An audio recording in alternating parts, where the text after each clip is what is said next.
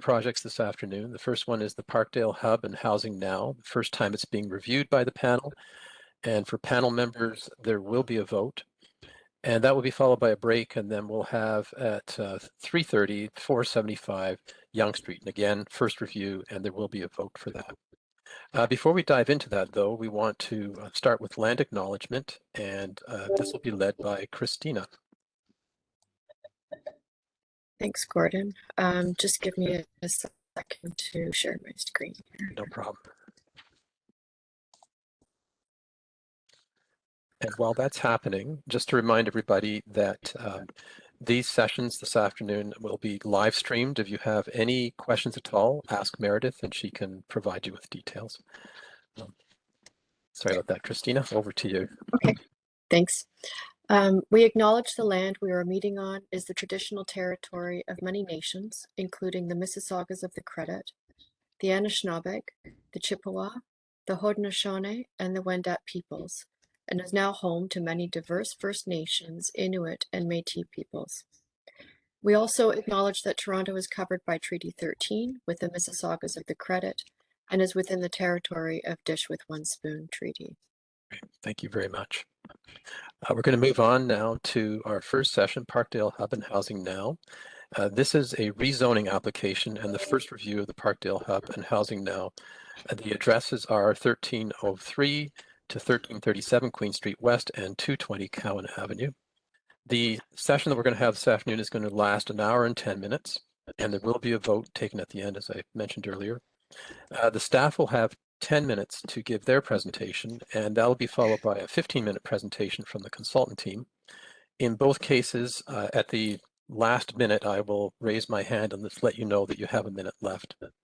And then we'll have discussion that will follow that after panel members have a chance to ask any questions of clarification. As I mentioned, this is being live streamed. A recording will be available on the City Planning YouTube channel. So I'm going to start with a roll call for panel members, and when I call your name, let me know if you're here and if you have any conflict of interest. So I'm going to start with Meg. Present, no conflict. Great. And I believe, Jessica, you are here? Yes? Present, no conflict. Thank you. And I think I saw Sabella earlier. Sabella, are you here? Present, no conflict. Thank you, Sabella. We'll move on to Jim Melvin. Present, no conflict. Thanks, Jim. And Jim Goff. Present and no conflict. Thanks, Jim. Moving on to Paul. Present, no conflict. Thanks, Paul. And Anna. Present, no conflict. And have I missed any panel members? Seeing none? Great. Then we can get started. So the city team, let me know when you're ready to get started, and then we'll set the time. Thanks, Gordon. We're just Perfect. pulling up the presentation. 10 minutes. Fantastic. Thank you so much. And the 9-minute mark, I'll gently butt in. Okay, thank you. The floor is yours. Thanks so much. Good afternoon, everybody, and thank you to the panel for giving the city team an opportunity to present the Parkdale Hub and Housing Now project. My name is Victoria Foos. I'm a senior planner in community planning, and I'm joined today by my colleagues Malcolm Duncan from Strategic Initiatives, Joseph Luck from Urban Design, and Poya Nazimi from Heritage Planning. If we could go to the next slide. The Parkdale Hub feasibility study was initiated in 2017 through a motion to council. Following council's consideration of the vision and design concept in phase 1 and the demonstration plan in phase 2, the project has advanced to its third phase, which includes a city-led rezoning process. The future Parkdale Hub will be comprised of city-owned properties within 3 blocks on the south side of Queen Street West to the east and west of Cowan Avenue. They include the Parkdale Library, Massaric County Community Center, Parkdale Arts and Culture Center, a Toronto Parking Authority parking lot, and once acquired 1337 Queen Street West.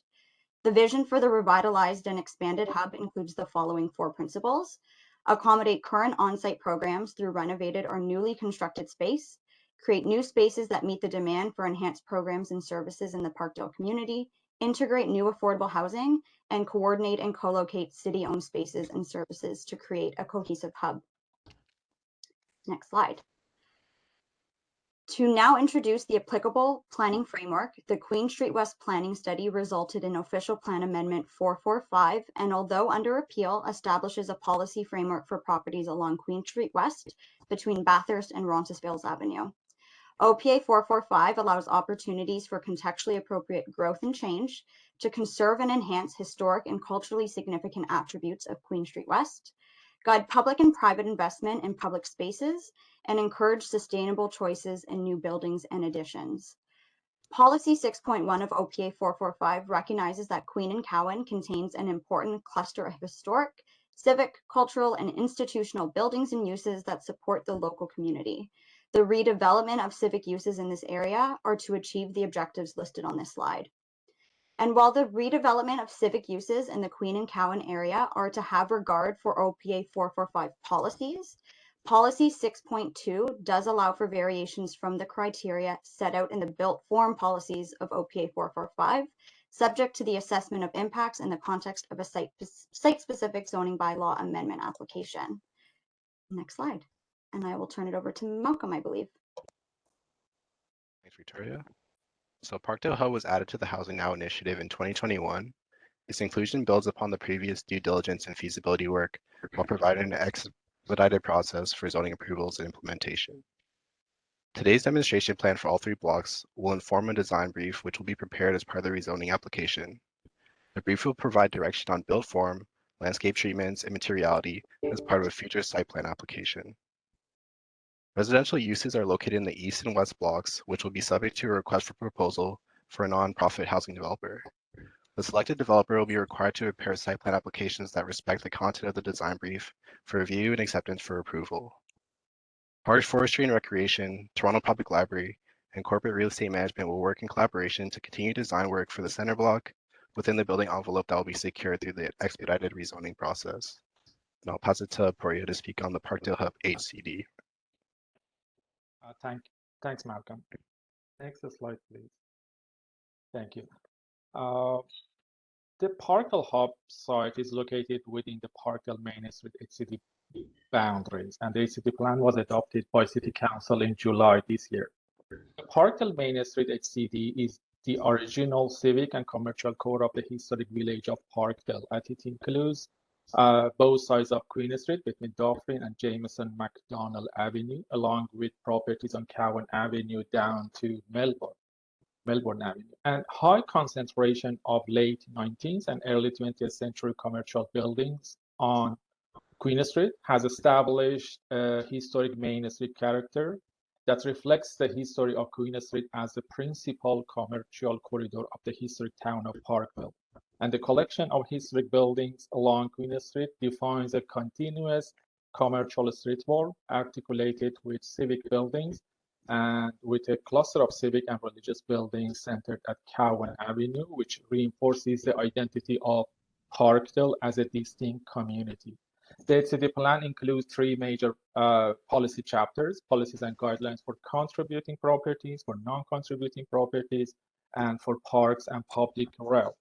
The HCD plan policies and guidelines intend to manage growth and change within the district in order to meet the identified objectives in the plan and to conserve the district's heritage value and attributes. And the overall build form and public realm policies of the HCD plan are consistent with OPA 445 policies. And now I turn it over to my colleague Joseph, who will explain the urban design matters related to this site. Thank you. Thank you. Next slide, please. Great. Urban design played a leading role in the development of the built form direction for the OPA 445 and HCD areas. The objective was to reimagine what new infill development in the heritage-rich area should look like and allow for context-appropriate intensification. Early on in the process, we recognized that the typical mid-rise approach would not be appropriate with the majority of the massing located along the Queen Street frontage. This will effectively change the low-rise street character in the area. What we did instead was shifting the majority of the massing towards the rear of the site. This allowed the historically low-rise street wall of Queen Street West to be maintained and act as a foreground to the streetscape. We also removed the rear angular plane, which eliminates the stepping often seen in the rear of mid-rise buildings, simplifying the construction of the buildings and making wood frame construction more viable as well. Instead of the angular plane at the rear of the site, we increased the rear yard setback to maintain privacy and access to sunlight for properties located behind the mixed-use areas. This also allowed for more opportunities to improve laneways and increase soft landscaping areas for rear yards. Next slide, please. The HCD document is where the majority of the design direction is provided in terms of how the building should be designed. The objective of the development with contributing properties is to conserve the massing of the heritage building. This primary structures, scale, height, proportions, architectural detailing, and materiality are the key considerations. And for developments on non-contributing properties, we want to make sure the new building will be compatible with the adjacent contributing properties. And next slide. And issues for design focus. We have 4 issues for design focus. Generally, we want to understand, does the overall built form strategy integrate well with the character of the street, heritage resources on site, and the surrounding heritage context? And should the community center interface with the park along the south side? And also, how can the proposal provide a sense of place for community?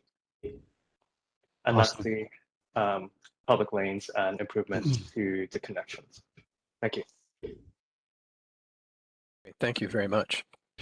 We're now going to move on to the consultant introduction and presentation. And first of all, and while that's being set up, just wanted to thank the city team members that presented. And I understand there are quite a few others who are participating in this project from the city side. So thank you for joining us.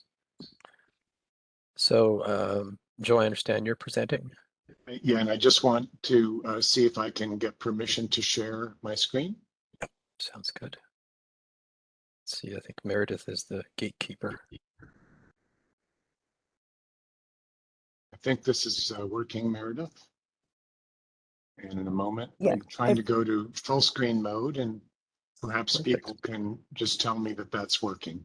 It is working, and the floor is yours. You have 15 minutes. The 14-minute mark, I'll butt in gently. Thanks very much. It's a pleasure to be here.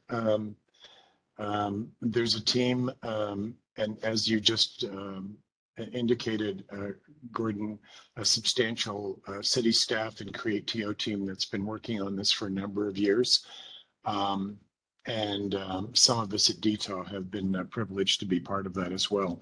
I believe Brian Bramley, another principal at DTO, and Chris Veers, a landscape architect associate, may be joining this meeting.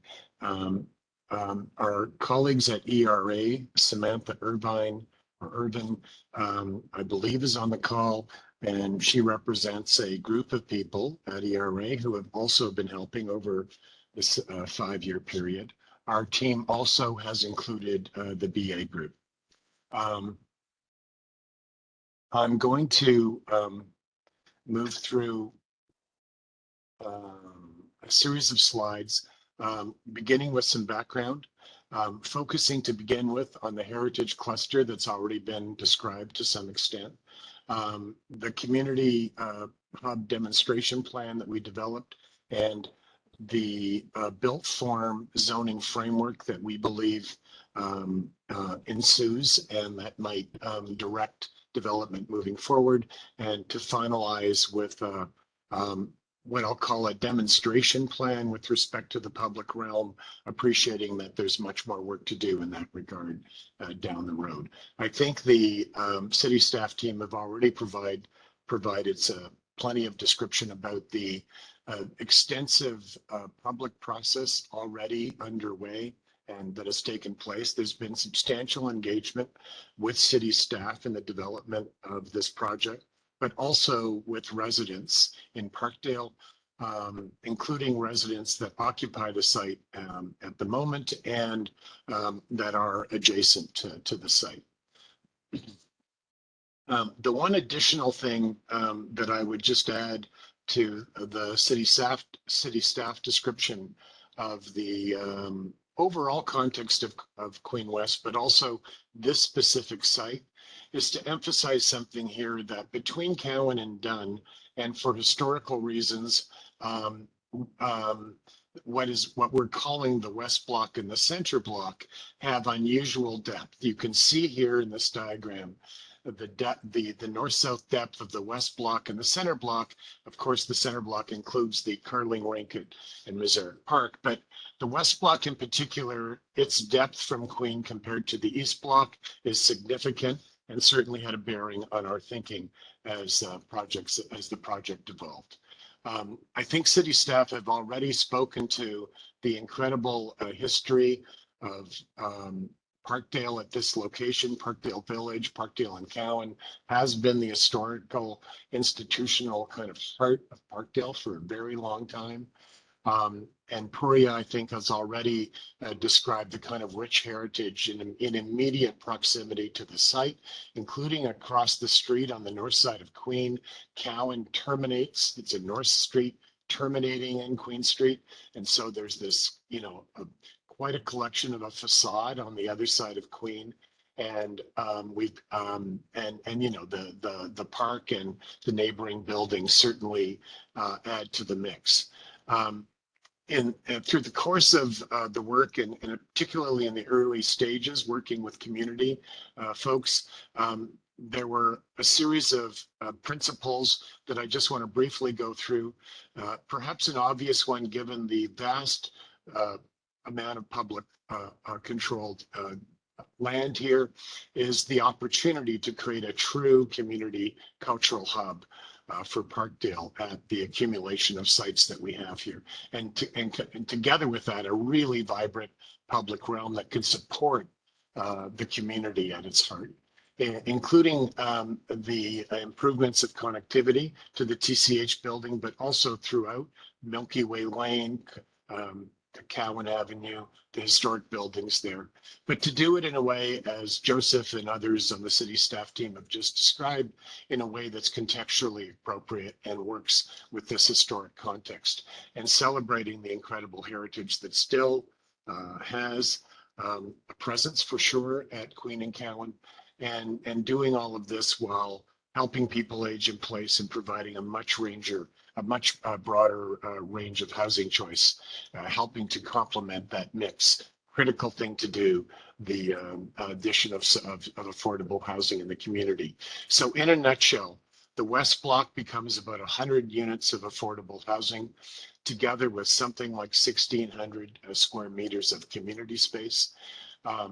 The East Block becomes about 60 units of community housing, with about 1,200 square meters of community space. And the Center Block is just under 7,000 square meters, potentially of a new community hub focused around a community center and library. Working with ERA, city staff, and community members, we developed a strategy in relation to the heritage resources on site.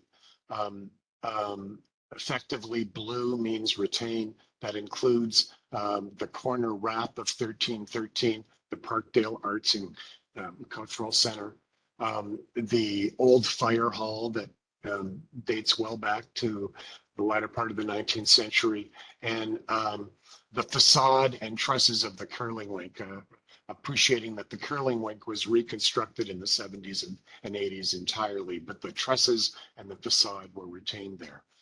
The other elements, including, you can see here one other thing to just point out about the opportunity. Look how many surface parking lots along this part of Queen Street, right, west, right? So there's a great opportunity here for using public land. Together with ERA's help, we developed a series of strategies and city staff involvement in all of this. There's a series of diagrams here just about the way we've approached the heritage resources. bringing entrances that were above grade and non-accessible down to grade, making them more transparent, making them more accessible, ensuring the three-dimensionality of buildings and facades being conserved so they turn corners and they're not kind of, you know, thin preservations or conservations, taking parts of buildings that have been modified over time or added to in weird ways and editing them out candidly and trying to get back to a kind of a clear sense of the most valuable heritage assets, bringing some of those openings down to grade in this example, aligning a new entrance for the community center on the axis of Milky Way between 1313 and the fire hall. Taking the fire hall and the community center and making them more transparent, bringing the windows of the fire hall down to grade. And with the curling rink, it currently presents an opaque facade to the park to the south, and there's a kind of service parking court and its immediate south. To replace that with a transparent porch that can support program and perhaps provide a more positive relationship to the park to the south. Appreciating all in a demonstration plan kind of perspective. And in this view, looking on the south side of Queen Street from the north, looking down Cowan Avenue, that kind of meandering Cowan Avenue currently exists. Just to tell you, but the significant move that we're proposing, you can see at the intersection, is on the east block to take a kind of diagonal setback that opens up the intersection, opens up the public realm opportunity, exposes the heritage facades on Cowan Avenue to more view, and presents a place for the community to gather and for that building to become more distinguished. You can also see where number 11 is, the kind of seaming in, if you will, of 3-story facade treatment, then stepping up to 4-story street walls, stepping back, as Joseph described earlier, in accordance with the council approved Queen West guidelines. On the west block, on the other side, I don't know if you can see my cursor where the number 15 is, that Dunn Avenue building then sets the parapet height, if you will, for the street wall as it moves east, and then but it steps back to create a wider sidewalk in line with the facade of 1313, and then with a further setback at the library entrance to try to just create more generosity on that south side and more transparency and a variety of facade treatments as all of that comes along. The demonstration plan we've put together, I'm just going to check the time here. I'm going to move through this very quickly. The reddish color is community space. The greenish color is residential. Yellow is library. Purple is as the community center. We chose not to put residential uses above the community center and library because we were not dealing with substantial amounts of it, and it would have made the provision of affordable housing very expensive in this instance, in our opinion. So we've tried to maximize the use of the ground floor space, the location of community space at grade, the transparency of the library, the animation of Cowan Avenue. And as the building rises, the library's 2 stories, the community center becomes 4, the residential spaces take precedence as things rise.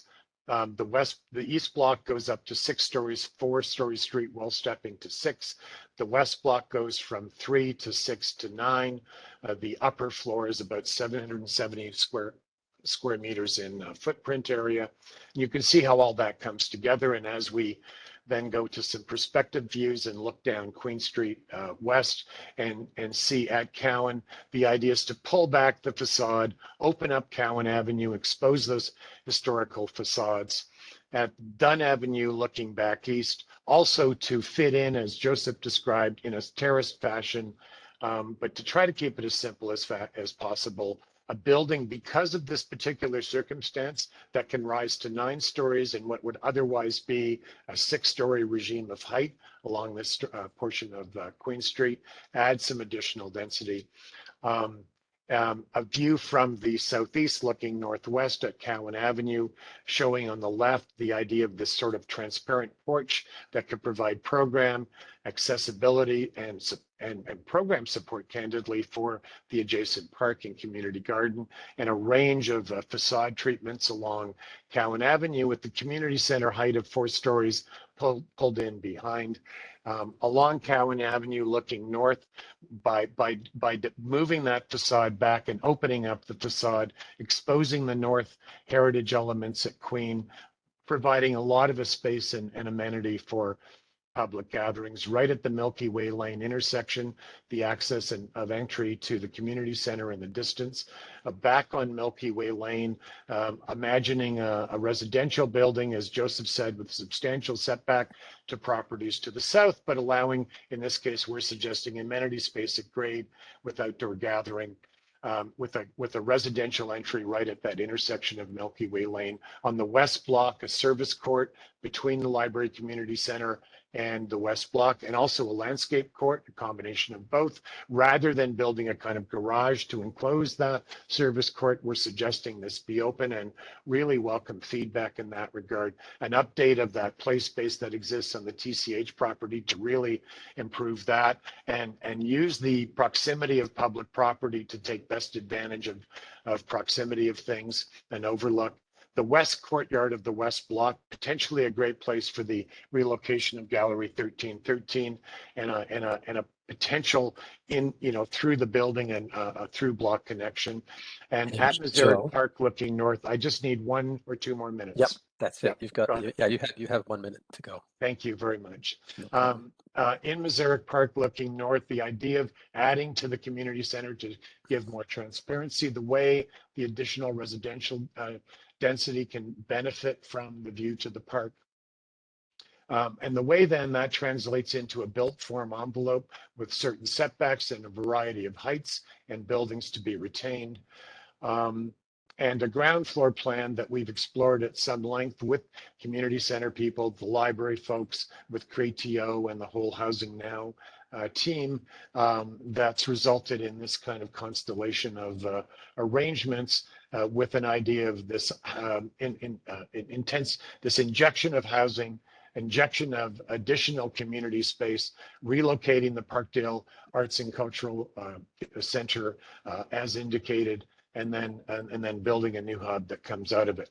Quickly on phasing, by acquiring the west site, the so-called Dollarama site, that enables that to happen first. Then the Parkdale Arts and Cultural Center people can move to site 1, and site 2 gets developed in this illustration. By the way, the built form is old, so that's a bit of a mistake. And then basically the library can stay open.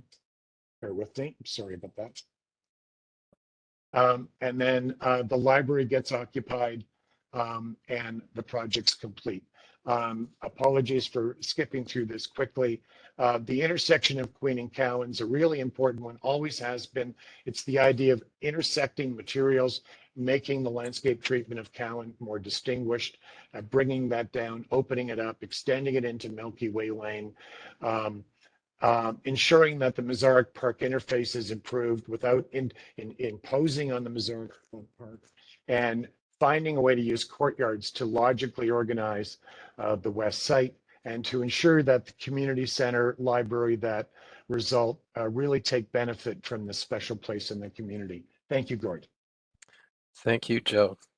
That was very complete, very thorough. I'm going to open up now to questions of clarification from panel members. And panel members, this is geared as much towards the consultant team as it is the city team. And if you can raise your virtual hand, we're going to start with Meg and then Anna. Over to you, Meg. Thanks so much, Joe. I mean, this seems, and city team, this seems very clear, but can you, but the building on Dunn that's left there, is that, there's no chance that's coming into the project, correct? That's correct. That's not part of the project. And tell me, or if I'm sorry if you have already. What is that? What's in there? And like, how is that used? That building? Puria? Yes, it is a listed heritage building. at Queen and Dawn corner, and it is not part of the site, and it is a Main Street commercial building, commercial on the first floor and residential on top of on the upper Okay. levels. Okay, that's great. And that extension of the Heritage Building, the one-story extension of the Heritage Building along Dunn, is that also, that's commercial use? Like, is that part of whatever is happening at the front of the building?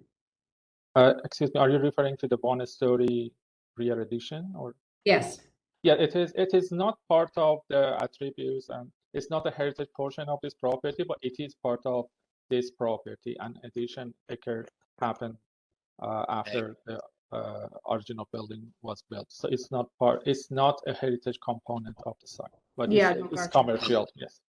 It's commercial. Meg, if I may, it's a greengrocer around the back on the Dunn Street frontage and a sushi takeaway place on the Queen Street frontage. Thank you, super helpful. And then housing above. Okay. Thank you. That's it for me. Okay, thank you, Meg. On to Anna.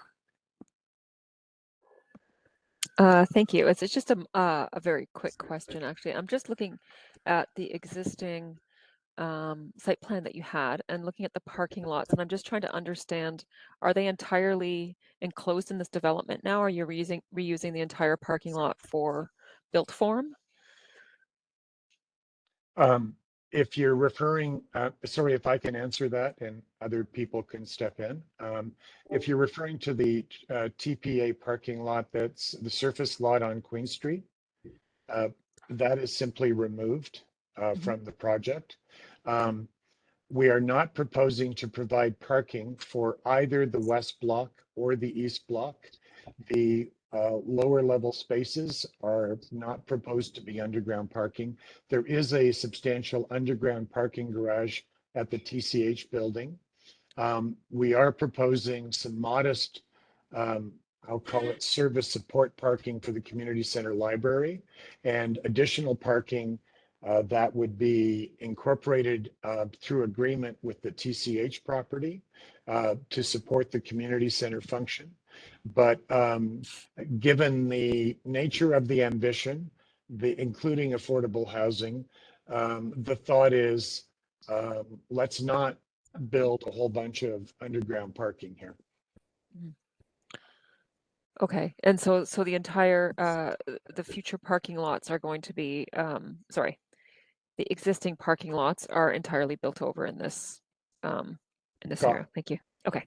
Okay, we're going to move on to Jim Goff and then Paul. Over to you, Jim. Hi, just a very quick one. Has there been any thought to signalizing the intersection of Queen and Cowan? Again, that might be a better city staff question, but having Sure. been involved for some time, my first quick answer would be not that I'm aware of.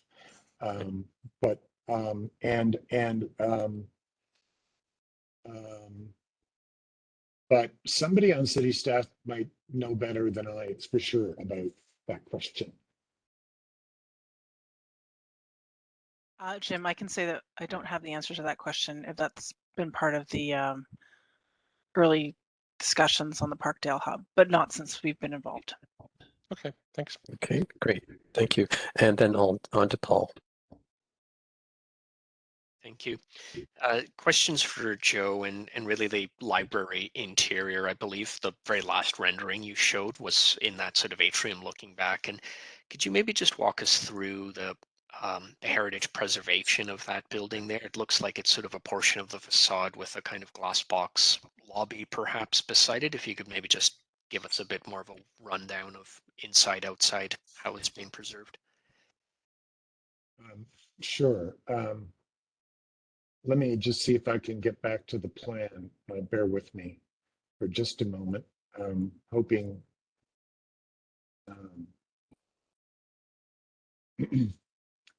So if I don't know if you can see my cursor, there's a kind of a dark yellow and a light yellow on this image. And there's a idea of this building with some walls returning. This portion of the building, which we're calling lobby entry, which is actually part of the community center, but historically is actually was an original stable as an extension of the police building at 1313. And so there's a second story wall that returns where my cursor is right here at the south end of the yellow area. So the idea is that that portion, including the returns, would be conserved at 1313. Our plan for the community center library, to emphasize, is a demonstration plan. We imagine that the library and community center will engage an architect to do a final plan, but within the parameters of the zoning envelope that we're proposing together with city staff. So just bear that in mind. But appreciating that, we're suggested that it could be possible to do a two-story lobby. It would be possible to create interconnection between the library here and the community center. You can see the library entrance, the community center entrance. This could be transparent, and at times there can be open movement between the library and community center and make them truly integrated in that sense. And then what we've done together with the ERA is we've got a strategy of doing some editing work. For example, there was an addition in the 70s, I believe, to the fire hall right where my cursor is. We're proposing to remove that addition and instead put in a one-story addition that becomes a new entry to the community center. So having said that, and then going back, Paul, to your question, just go back through those perspective views, bear with me very quickly, sorry. That one. This would be a second floor view in the southeast corner of the library, looking at the fire hall to the right, and looking to the east block in the left of the view, down into Milky Lane potentially. We're setting back off the facade of 1313. Potentially there could be a balcony there in the development of the scheme. In our mind's eye, we imagine this as a kind of a potentially a reading room kind of space. The curling hall itself, the trusses that remain, we believe could be a really terrific gym. This view is looking east back to Cowan Avenue in the distance.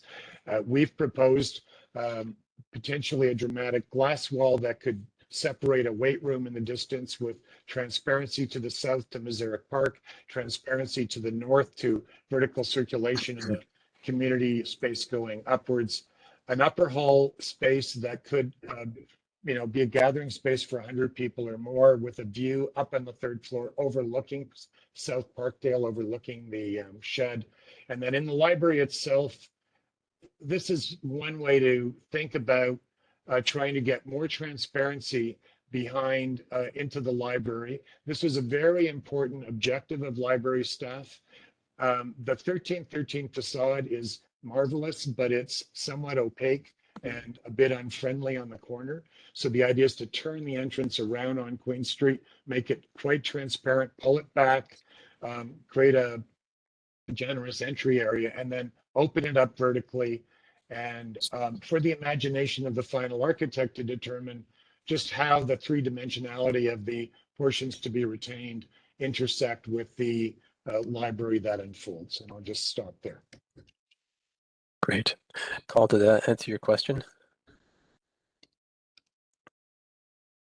Yes. Okay. Then I think there aren't any more questions. So what we're going to do is Sorry, Gordon. Yes. I realized I was muted. I said that it answered my question, but unfortunately led to a follow-up. And Okay. if I may. Absolutely. The questions are important and the answers are too. Yeah, I guess it's just a question maybe for the scope of what we're reviewing in the panel. Is it really sort of the exterior massing, understanding that there will be a follow-up design for, I guess, both library and the rec center? So, the details of the atrium layout, for example, on this image are maybe not as important as the exterior. Is that correct? That's I would correct, say so, Paul. yes. Yeah. Okay, great. Thank you all. So now we're going to move into panel discussion, and I believe that we have seven panel members here. So what I'm going to suggest is if you could take say 3 to 3.5 minutes. Self-manage your time, and then we'll get started. And then if there is a bit of time left over, then we'll try to do another round if anybody has any additional comments. The order that I was going to suggest is Anna, Paul, Jim Goff, Meg, Jim Melvin, Jessica, and Sabella. So Anna, if we could start with you, that'd be great. Hi, thanks, Gordon, and thank you for the presentation. It's a pretty interesting project, and to be honest, I think you've really hit the mark in terms of the vision that you had set for yourself when you started this project. So, I think in particular, there's a few things that are quite successful. We talked, the city spoke about, and you also spoke about the variety in the street front that you're trying to achieve and to reflect that character of Parkdale. And I think the massing and the way that you've kind of worked with the frontages of the new buildings and integrated them with the heritage elements is very successful. Not only in terms of, kind of creating that variety in street front vertically, but also kind of playing with the setbacks. I've got the entrance of a library setback, and I think providing that extra space at the public realm level is really important as well, along Queen Street there. So, because you're really opening up a very busy corner here and very public place. So I think acknowledging that by increasing the depth in the public realm is important. And so a couple of comments. First, just about the open space at grade. So I kind of am very conflicted about this because, again, I think you've done a brilliant job here, and I appreciate how it all kind of hangs together right now. And I debated whether it was relevant or not to talk about interblock connections or introducing more open space at grade. And I'm really on the fence, to be honest. I think that very certain frontage along the street is very Parkdale and really speaks to where this project is. Opening up meandering pathways into the middle of the site, I don't think suits the neighborhood. So in that sense, I don't really think it's necessary. However, I do think about those kind of open spaces and providing more of them at grade and how they can be interconnected into that park. So again, I think what you've shown here is very appropriate. And just the last comment is about phasing and a meanwhile strategy. So, again, such a significant project to unfold over quite a long period of time and so important to the community. I think it would be helpful to have some idea about how these services start to grow on the site and perhaps continue their services at the same time while you're under construction, which is a very tricky thing to do, but you've got some really great existing assets here that you can kind of juggle around. You've got some great open spaces that you can inhabit, throughout the process. The parking, for instance, is one thing that, that parking lot, how does it transform into a building, and what's the strategy while you're kind of developing the design and all of that. So I think I'll end it there. Thank you. Great. Thank you, Anna. We'll move on to Paul. Thank you, Gord. I'm sort of struggling with this one a little bit, only because there's an incredible richness and complexity and a whole lot of constraints, and you've done an admirable job of working within those constraints and fitting an incredible amount of program onto a relatively small site. And so on the other hand, also understand we don't want to get into the nuts and bolts of the detailed design. So I'll try to keep it at the level that we're at. And a few things that sort of come to mind is I truly appreciate how you've articulated the setbacks and the frontages along Queen, and specifically sort of matching the zero setback conditions of your neighbors east and west. And then only as you kind of come into the body of the library or the other elements in red, do you start to set back to provide a little bit of relief. I think it's a adequate transition to that historic facade or streetscape along Queen Street. And then I think the refinement really will come with matching the sort of floor to floor heights and especially the retail spaces. I'm curious if how do I describe it? The east block matches that building to its east, because I know that's, I believe, the real estate office that's got a kind of a warehouse type arrangement, I believe, and maybe higher floor to floors. And so it's actually quite a heterogeneous streetscape. And I think responding to the very specific context will be the kind of success in here, rather than sort of arbitrary 4.5 meter floor heights or whatever a guideline may say.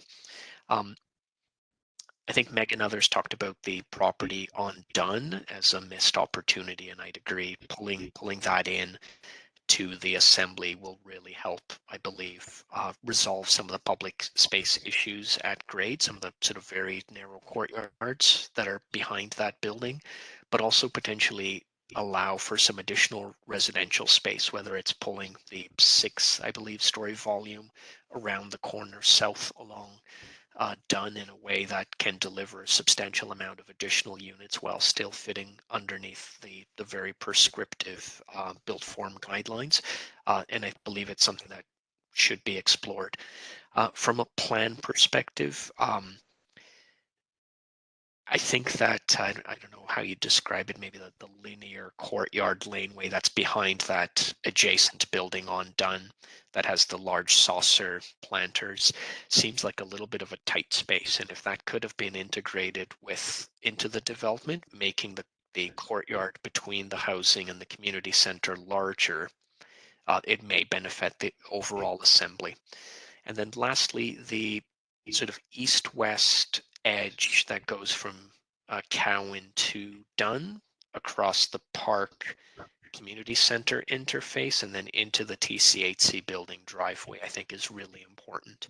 And I'm not sure if the condition assumes a sort of fence along that boundary, but I believe a true public face along there. You've already got what appears to be a playground over the parking entrance. If that could be integrated with the driveway, so a continuous east-west connection into the park from Dunn Street is something that could be evolved as this moves forward. And I'll finish with that. Thank you. Great. Thank you, Paul. I'm going to move on to Jim Goff. Thank you, Mr. Chairman, and thanks for the presentation. I do think this is a really, really appropriate vision for this area. Some nice gentle density and building on the heritage that's there. Just a little technical transportation note, great to see some very low parking supply ratios. I don't think anything more is needed for this kind of development. My experience in this area is there's not really much of a sense of place as you travel along Queen and come to Cowan. So I think looking forward, enhancing that intersection to signal to people that you're at a kind of special place. I realize you've done that with the changes proposed to the plaza on the south side, but maybe things like spilling the plaza out into the street with some kind of special pavement treatment or something like that would be an even bigger, stronger signal that this is just not a corridor to get to the end of Queen Street where it turns into the Queensway.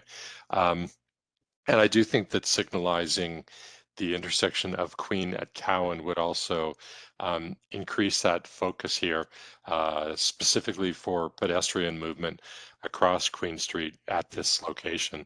It's certainly not needed for vehicular movement there, but definitely I think it would be a benefit for pedestrians. And I think lastly, with respect to the question about laneways, this is probably obvious, but I would, try to look at examples from Montreal's Green Lanes program in terms of how to reimagine some of the lanes even further than what is shown in DTA's materials, going to things like permeable paving and additional plantings and things like that. Those are my comments. Thank you very much. Great. Thank you, Jim. We're going to move on to Meg and then Jim Melvin. Meg. Thank you. Very exciting. Like just super exciting. Just to see this and for the initiative to bring this forward. So now on this project, like on just about every project, we see the ground floor is doing a lot of heavy lifting. I mean, I think it's true that the entire development is doing a lot of heavy lifting here too, but it's no exception in that the ground floor is doing some heavy lifting. And I think that, the ground floor, and other panelists have mentioned this perhaps in a slightly different way, but it needs to, it wants to be to some extent, a porous ground floor, in that it then becomes an extension of the public realm. And I think that there's a lot that's going on that's already in the plan that's doing that already, but I'm going to speak to a few points where you might consider looking at it even in further depth. Joe, you mentioned that the openings that come down to grade, and I think that's just lovely. Maximizing the transparency and light into the development in plan and section, which is evident in the renders. And we're not going to talk so much about the insides of the buildings, but you can see that that's already happening with that kind of bringing light into the building and how remarkable that will be. Of the street elevations, I would say that Cowan is the most successful now because it actually does present more, I think, of a diversity of spaces there, perhaps, but also because the public space is a bit wider there, and because you have the potential for more through views there as well, and also because you've got so the recipe for an amazing public realm is, I think, maybe more evident and perhaps more possible on Cowan Avenue, given the fact that it's a side street and it's not Queen. But I want to talk a little bit more about that as well. The pops on Cowan, I wonder about the splay on the building there, because what it does is it directs the sort of orientation of that pops more to the corner on Queen. It's not that you don't want it to address the corner, but I wonder if you were to actually reduce that splay or eliminate it altogether. And of course, I have the luxury of saying that, not having worked on the project, but if we go along on that sort of flight just for a second together, if you reduce it, and then you have the potential then, or a greater potential, I will say, for making more of an outdoor room that spans across Cowan and goes between the two buildings there, and makes, I think, more, and perhaps, as it develops, then as this project develops, a more purposeful and intentional outdoor programming in that pops on Cowan. So just crank it back a little bit and have it more fulsomely address the building that's on the west side of Cowan. Excuse me.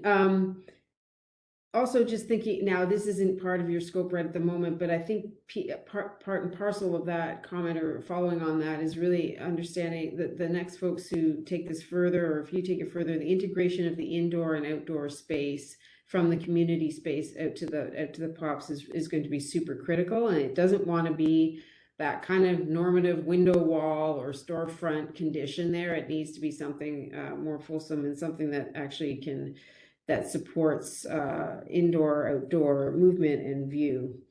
On Queen Street, I hear my colleagues when they say that it makes sense to line up the street wall with its neighbors, and then make the jog down on the west side of Cowan. I agree with that, but on the east side, I'm of a different mind. I really don't think that it needs to line up. I'm going to get shot for that later, but it doesn't need to line up with its neighbor. I think that the sidewalk there is too narrow, given what I think, there's a great street life here. I think that ideally that sidewalk is narrower, and I really don't mind if it jogs from its neighbor, because I'm not sure the neighbor got it right. So, and ultimately it'd be great to see some more trees along there.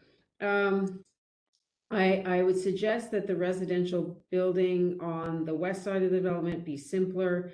I think you should look at eliminating the 2 step backs on the west block, do one only at the line of the second step back, and then make up for that by making the tower taller. It's not, it just, there's a lot going on here, and I think that the greater simplicity, allowing the development to breathe a little bit more would be welcome and helpful. Anna made the point about more streets through to, like, quote unquote, streets through to the park, and those don't necessarily always need to be ones that are outdoor or accessible all the time. But I do think that that's that's a great point. It's one that I'd like to make as well, or to underline. And in particular, to relating to Paul's comment and to my question about that building on Dunn, I agree that's a lost opportunity. If there's any chance that can be incorporated in development, that would be marvelous. I think I agree with Paul too, that space between the building on Dunn and the development is too narrow, and I don't think it's going to be a very nice space. And so if that allotment of exterior space can be moved over and joined, I think as Paul was suggesting, to the courtyard that's further east, I think that would be a better place to put that square footage. And if possible, then create at least a line of sight or a passage through from Queen Street to that outdoor amenity space. Might be marvelous, even if it's not physical. Like you can't make a physical connection. Even if there was just a link there that you could look through and see what was going on in there, I think that's around safety in that outdoor amenity space as well, personal safety. The other spot where that would be fantastic to open the project up and have a sight line through the development from outside to outside is on the Cowan entrance. If you right now, looking from that Cowan entrance to the west, the corridor starts, or the hallway starts out wider and then gets smaller as you've had to accommodate program there, and then ends in a custodian's office. Well, it could be anything, like it could be a meeting room or whatever, but ideally whatever's at the end there actually gets moved somewhere else, and so that again you could get a sight line through to that outdoor amenity space all the way from Cowan. Nope, that's it. Okay. Thank you. I'm done. Thank you, Meg. Yeah. On to Jim Melvin. Thank you, Mr. Chair. Thank you, Joe, for the presentation. Complex site and a very nice solution, I think. I'm going to focus less on the building and bulk, but more on the character of the public realm. First off, and Joe, you're one of the persons who's always wonders when you have these demonstration plans how you get the proper verbiage and language and illustrations so that you can ensure that the developer will build something similar to what you've proposed here. So I think if there were some ways to embed in your plan that the library entrance should have a step back to Queen Street, that should be a given. The build to line on the east block to Cowan is defined by a diagonal line, so that some of the restrictions that you put in your language for the plan will have to be implemented by developer. In terms of, it's a city project, so in terms of where the limits of the project are, I think we're being too modest here. I agree with Jim and about Cowan Avenue, and I would like to see something more Wernerf about Cowan, and have discussions with the church and the building to the south of Milky Way Lane about including their properties as part of a precinct of public realm, and the road itself would be not curbed, and you guys are specialists in not building non-curbed roads. DTA is so. Let's make this a really exciting public realm space along Cowan, and how that then also blends with Milky Way.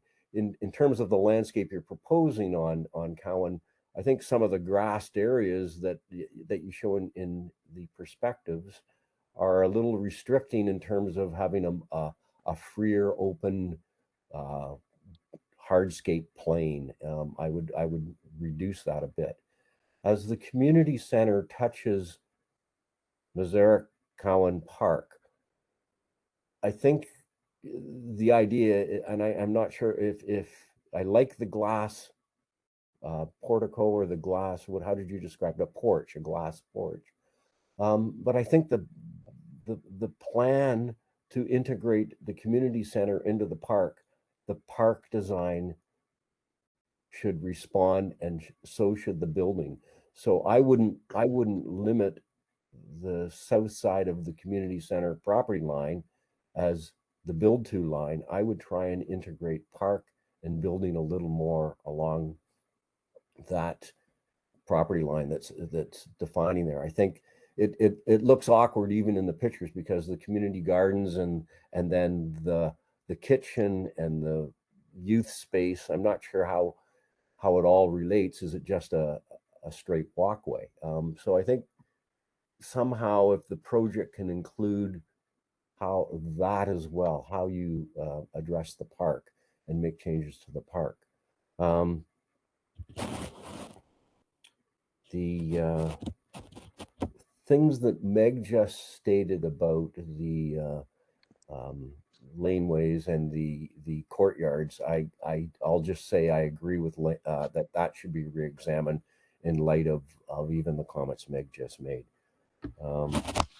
Other than that, I think there's a great beginning. I just don't know how to bring the terms of reference to produce a larger, better public realm when the terms of reference seem to be focused on the built environment, if you know what I mean. Thank you, Mr. Chair.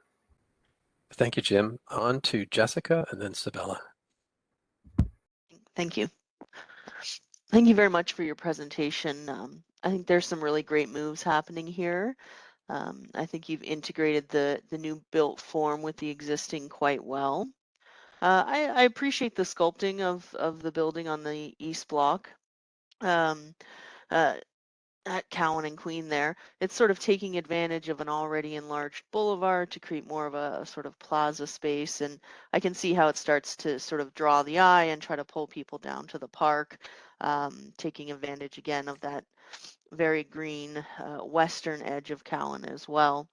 I would like to see, of course, a little bit more softscape planting or trees in the plaza, just to sort of match what's happening further south on Cowan. Which I think is appropriate given the adjacent uses there, but as others have mentioned, just making sure that there's enough room for pedestrian movement around those large planting beds is important as well. The treatment of Milky Lane with the unit pavers that sort of tie in and around to the sort of plaza on the corner is a nice way to create that continuous ground plane. Inviting people into the lane is a great concept. The only concern there is that when that amenity space gets developed, it's important to make sure it relates to the public lane appropriately. In other words, if it has a wall built around it, then you may lose some of that animation that you're trying to encourage with the moves in the back.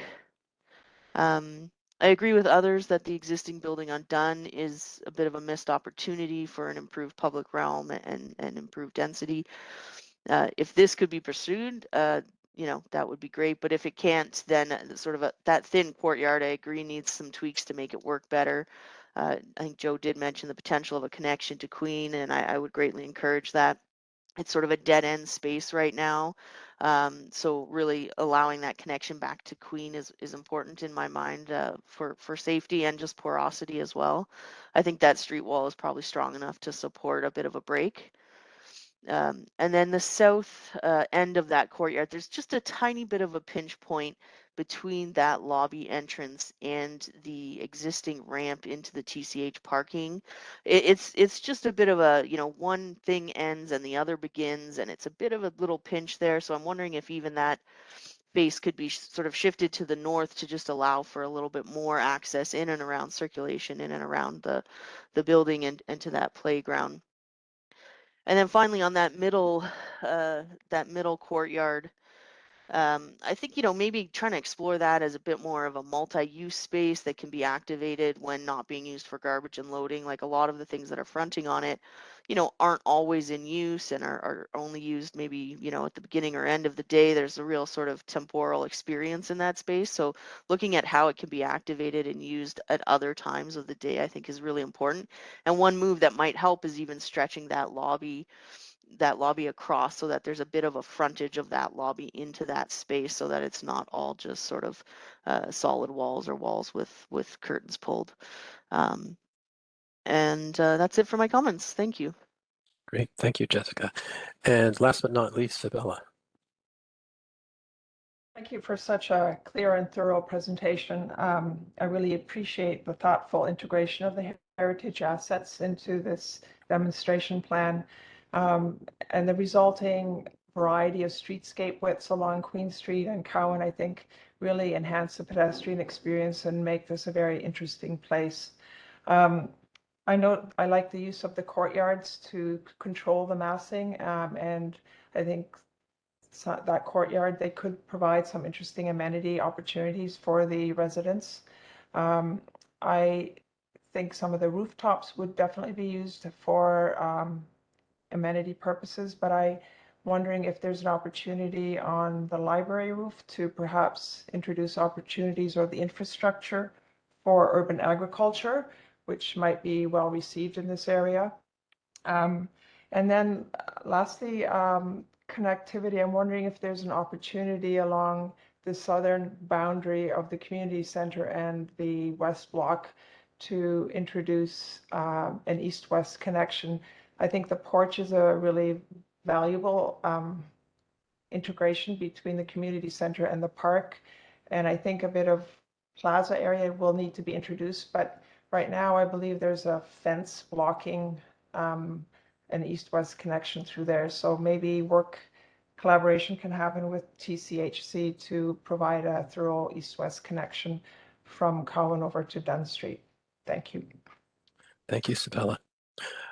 Thank you to the panel members for your comments, and a big thank you to the what is probably a considerable team, both consultant and city team members who have brought this to this point.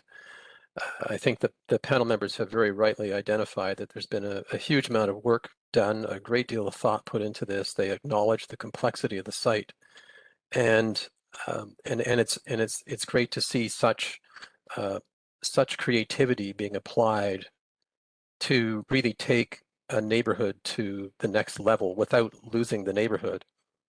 And just sort of stepping back for a moment, in the panel, we always look to see whether a project boundary actually suits the boundary of the influence of the project itself. And more often than not, the project boundary does not do that. And this is a case of that. And really, with that in mind, some of the comments that panel members have made really fall true into this observation that we've seen time and time again. This project, this collection of uses, has an incredible outsized influence beyond its boundaries of the actual study. And I think from the comments that have been made by panel members, those need to be acknowledged and taken full advantage of by a team that has already shown that it has a great deal of imagination in terms of how to create a true center in this neighborhood. I think the comments about the park should perhaps not remain the way it is. It should take full advantage of and evolve to pick up that spirit and that outward energy of the community center that's to the north of it. The notion that once you look at a project as being having a much larger true boundary, then it really becomes a project in the round. So now you start to hear the comments that come from panel members about how it's not just good enough to have that narrow sliver of building along the west edge of the west block. All these beautiful spaces, this wonderful beginning of a pearl necklace of indoor and outdoor spaces, this richness that is there, that needs to be carried through so that nothing is hidden away. Everything is either seen passively or seen and accessed in an active way. And I think an example of that is is that southwest corner in the comments that panel members have made, and the thinness of the sliver of outdoor space between the proposed new building in the west block and that existing building.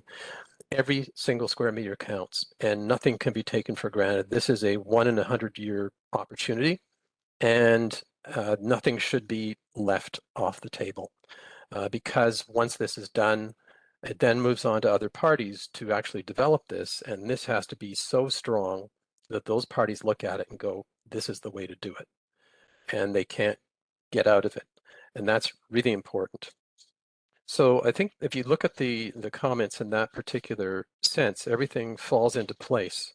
And don't be timid. You haven't been timid so far, but be even more bold. And I think the comments that have come through from panel members reflect that. There is much work yet to do. There is much that you've already done. You've shown your abilities, you've shown your talents, and those need to be pressed into action even further. So the last thing that we need to do today is to call a vote. And Meredith, if you could put that up on the screen.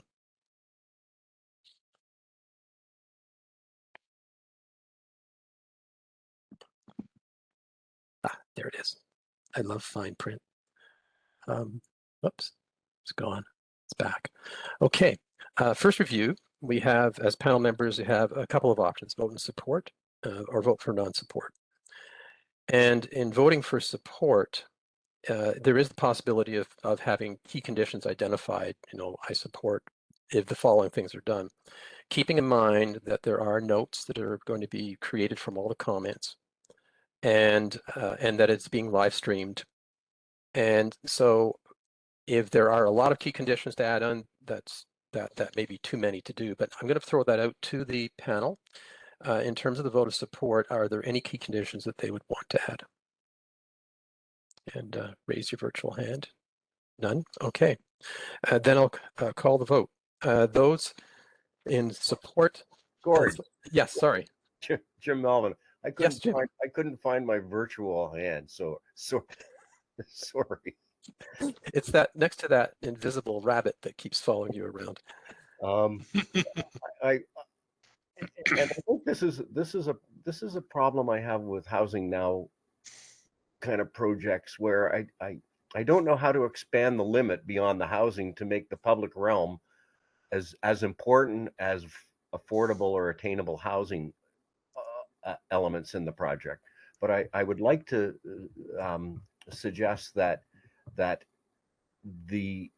as you just mentioned, the boundaries of the project extend to make a more vibrant public realm that is beyond the built environment. That makes sense. So now, do you believe that the comments that have already been made by panel members and will become public, public information, is that sufficient, or do you feel that you need to add more? I think that should be sufficient, but I just want to hear from someone in the city. Is it overstepping our bounds to be that forceful about the public realm aspect of these projects? That's a very good question. We do have a couple of minutes here, so I'm going to direct that question. It's a very good question you brought up. I'd like to direct that back to somebody from the city who could provide a response to that from the city. Hey, Gordon, I can respond to that. Great. So sorry, just to your question, that was in regards to increasing the public realm. Does that include more incorporation with the park space or more Cowan Avenue, how that could be reimagined, or just some clarification would be great. Well, I think, and Jim, correct me if I'm wrong, if you look at the site as it is right now, I mean, you could easily pick, go 150 meters, go 300 meters all the way around it, take in the park to the south. Anything that this project will have an influence on, and it is so much a project in the round. I think that's what the comments are coming through about, and that is this can't, all the great work can't be confined within the project boundaries, because this is not a project that will shyly sit there and not have an influence on the rest of the neighborhood. It's all about having influence on the rest of the neighborhood. You're right, Gord. And when you look at the initial plans, they draw big red lines around the blocks. But then the Heritage Preservation District is a lot bigger, and the influence of the project is a lot bigger than the 3 blocks identified. So all I'm trying to do is with a little bit of conditions, expand the mandate of the project. And I don't know if we can do that. That's the question to the city. Are we barking up a tree that the city's just going to go, no, you can't do that? Well, there's a number of things that I think we're trying to balance with this project, and obviously getting council direction on the feasibility study and the demonstration plan and the broader vision. So I think there are things that tie into the public realm, and we're in a unique position being that this is city initiated and that it's comprised of city owned lands. So looking at this beyond just, you know, a site owned by an individual landowner, we do have some of those opportunities. So I think the feedback that we've heard has been extremely helpful. And if you'd like to reiterate that further, feel free. But, you know, there are certain constraints, recognizing that this is a city funded project, but there's also unique opportunities as a result of that as well. Yeah. Here's what I can say. I, as the chair for this particular session, I need to put together a summary, and I would definitely include this notion of it being beyond the boundaries. And I think, just to add to that, it's really back to the city team and the consultant team. We see you as one team designing this, and that is every move you make, walk down the street, walk south on Dunn, walk a little bit further west on Queen, go a little bit further east, and look at all those things and see, okay, where does the influence stop? Or a good example has been identified, I think, by Jim Melvin, is look at Mazarek Park, and you know, that the comment about the influence that this community center is going to have in that park, and how that park needs to respond to that, so that it can amplify and multiply the positive contribution to the community. So it's really asking the team to do that every single move, step outside the boundaries, the red box, you know, walk away from the project, look back at it and see, okay, where does that influence have to continue to go? So out of that, as an example, may come comments or proposals to parks to, you know, at the right time, be prepared to see what you can do to enhance that park and get the whole community center, which people, when they go to it, they don't mind if it's indoors or outdoors. It's community center. That's the way we're asking the team to think, and I think you're already starting down that path, and we're strongly encouraging you to continue that. Does that make sense? And I'd be happy to put Yes. that into the summary. Absolutely. And I think areas where it started is the TCHC servicing area, looking beyond and incorporating that component, Milky Way Lane. There's been some of that thinking, and I think how Yeah. you've expanded on it is very helpful. Yes, if none of that was in there and the design that's been shown to us, we'd have a different kind of conversation. But we know that the overall team has the talent to do it. You're already showing elements of it, and we're saying don't stop. Gord, Paul here. I'm wondering, Yes. would it be helpful if we were more specific in our sort of advice and really identify, I guess, the park, the connection across the TCHC property, and the Cowan Street right-of-way, right? There's already going to be some work, because I believe the building is stepping back, so there's going to be some work in the plaza around that public art piece. You know, extend that building face to building face across Cowan seems like a natural fit. And maybe if we can identify those 3, that's a lot clearer direction for city staff. Okay. If I can just get a show of hands from panel members, do you support that with as a condition? Just give me a quick poll here.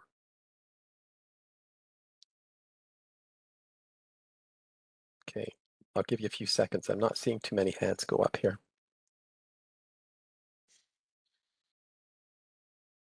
Okay, I'm starting to see. Great. Thank you. Okay, I think there's enough people to do that. So now, Meredith, have you been able to capture that condition, that sort of key condition relative to the vote of support? Sorry, if we could just repeat what the 3 public spaces specifically. Correct me if I'm wrong. The park itself, so Mazarek Park. Okay. The sort of east-west frontage or connection between the project and TCHC property to the southwest, and the Cowan right-of-way. Okay, perfect. Okay. So can you then just identify that back to all the panel members so they know what they're voting on? So the vote of support would be with the key condition of extending the boundary specifically to include the park, the east-west frontage or connection between the TCHC property to the southwest, and then the Cowan right-of-way. Okay. And Paul, would you call it a boundary, or it's really just paying very close attention to these so that it doesn't have to be some legal document that extends the...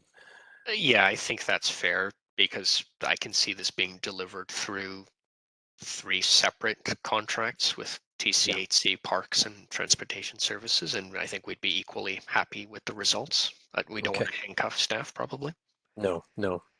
Okay.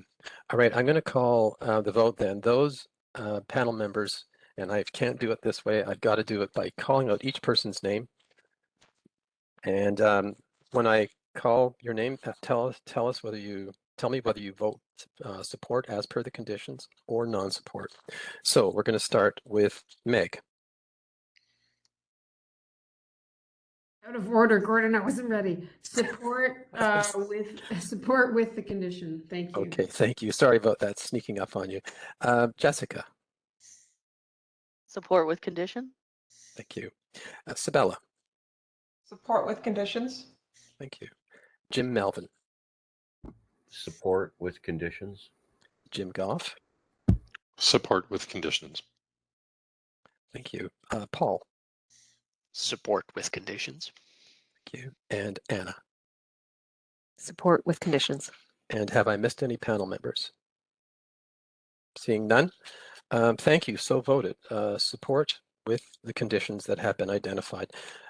Team from the city and from the consultant team, thank you very much. We look forward to this coming back again. It's an extremely important project, and we're looking forward to great things the next time around.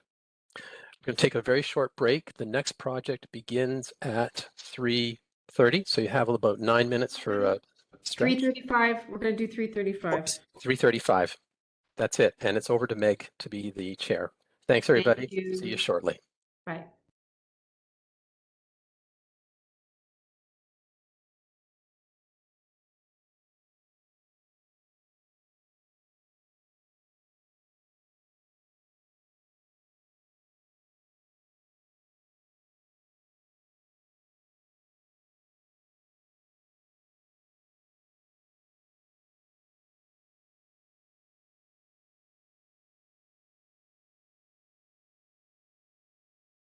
Meredith, are you there?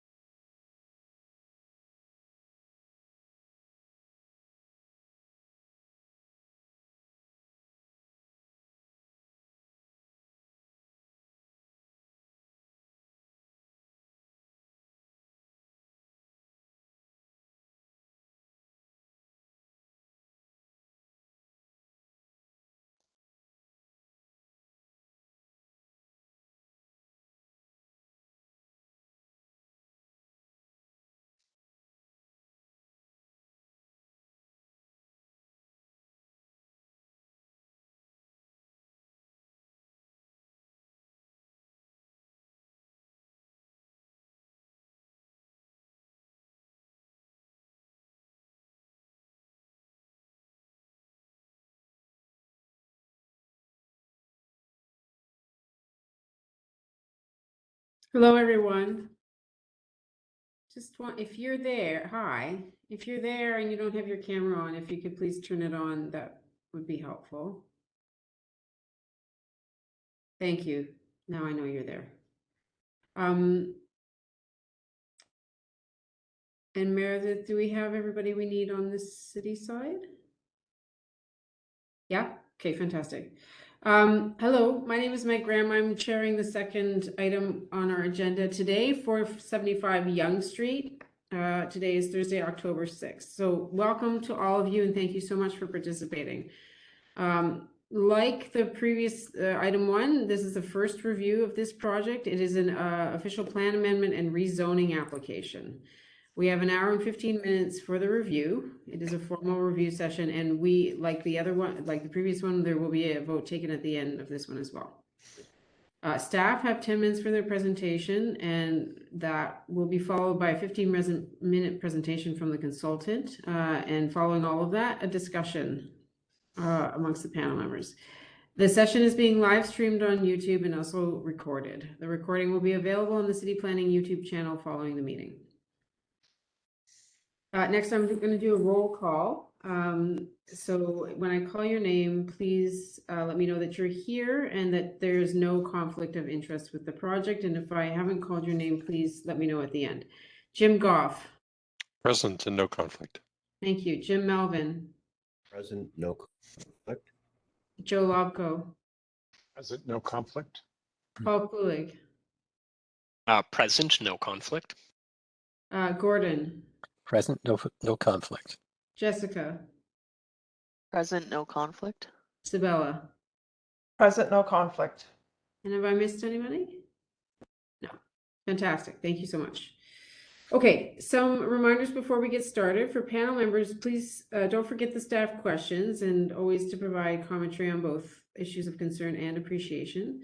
I will let the presenters know with a verbally when you have 1 minute left, and that's your cue to wrap up your presentation.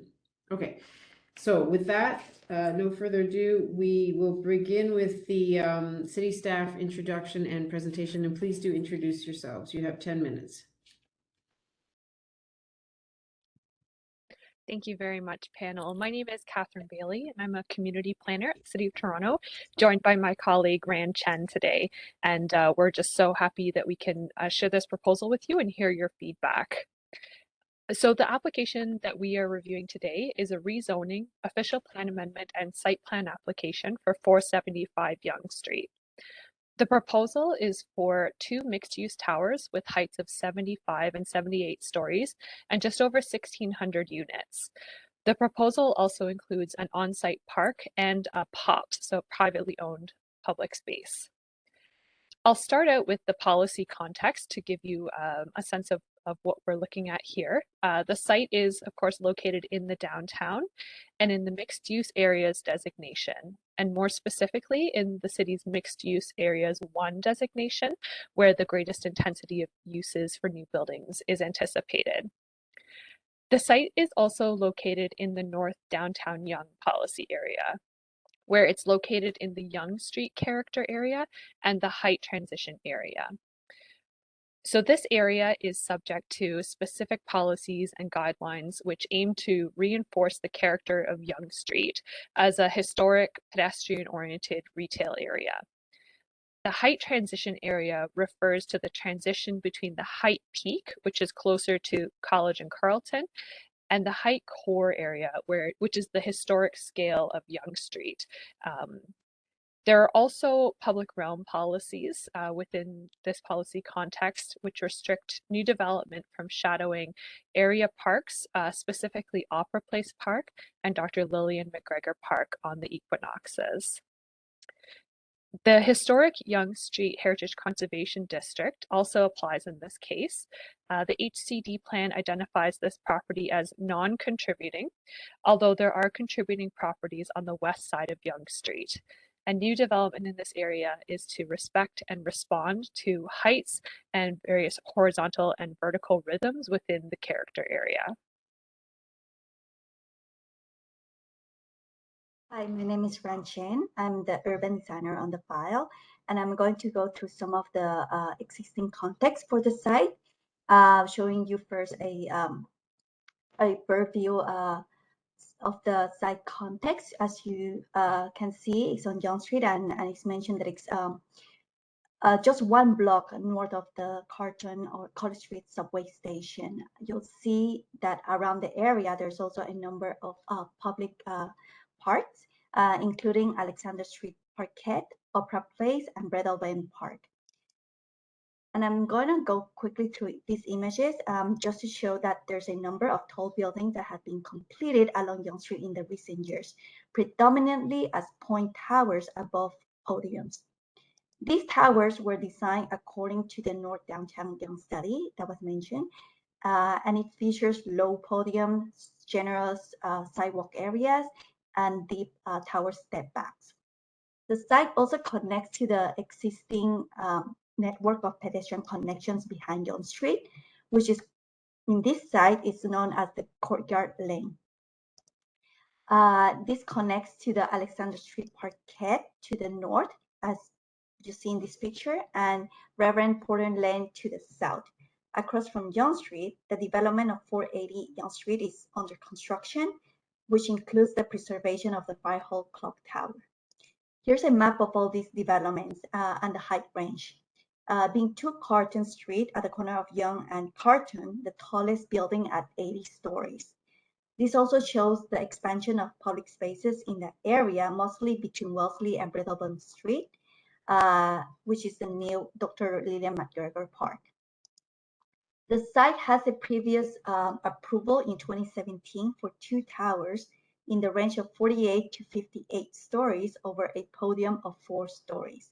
It contains parkland dedication located on the southeast corner of the site, and the northern tower is shaped and pushed eastwards so that it will not shadow the new Dr. Lillian McGregor Park, which is north of Wellesley. Here's a comparison of the previous approval and the current proposal. The main difference, besides the height, is the opening of the public park into Yonge Street and into Alexander Street to the north, and the creation of 2 almost symmetrical towers. The current proposal benefits from being surrounded by the expanded open spaces, but also poses new challenges of designing 2 buildings that will have front elevations on all sides. Currently, servicing areas occupy most of the ground floor uses. With this, we would like to put forward these questions to the panel. Does the proposed parkland and pubs connect with the surrounding public realm network so that the spaces will be usable and animated? Does the design of the ground floor and the proposed uses contribute to the vibrancy of Yonge Street and the adjacent public realm? Does the proposal with its height and the Yonge Street street wall respond appropriately to the historic and emergent context of Yonge Street? And should there be greater variation and difference between the street wall north and south of the pubs? I'll turn it now to the development team to go over the details of the proposal. Thank you very much. Consultants, we'll wait for you to. Great. Can everybody hear me okay? Yes, thank you very much. Okay, let me just try sharing my screen. Everyone can see that? Yes. Okay, excellent. My name's Sami Kazmi. I'm a principal with BDP Quadrangle. I'm here with my colleague Shamir Pinchal, also from BDP Quadrangle. And we also have Paul Ferris and Kay Lodlaw from Ferris & Associates, landscape architects, as well as from the client side, from Kingset Capital, we have Ingrid Busselet, Tom Jankos, and Isaac Shirkoff. So let me start with a little bit of a project overview in the site's context, although I think the city staff has gone through this. I'll probably go over it relatively quick. This is the same package that was sent to the panel, so you can follow with the same page numbers. There is also an appendix that includes the architectural drawings, the landscape plans, shadow study, and wind study as well. I'll skip through the project overview. This is the team. I'll skip through some of the context, and maybe we'll start over here. As Rand mentioned, there was an existing approval on the site from 2017. We got approved. It's approximately 1 million square feet with 2 towers sitting on a podium, somewhat of the prototypical typology of tower on podium, as mentioned previously.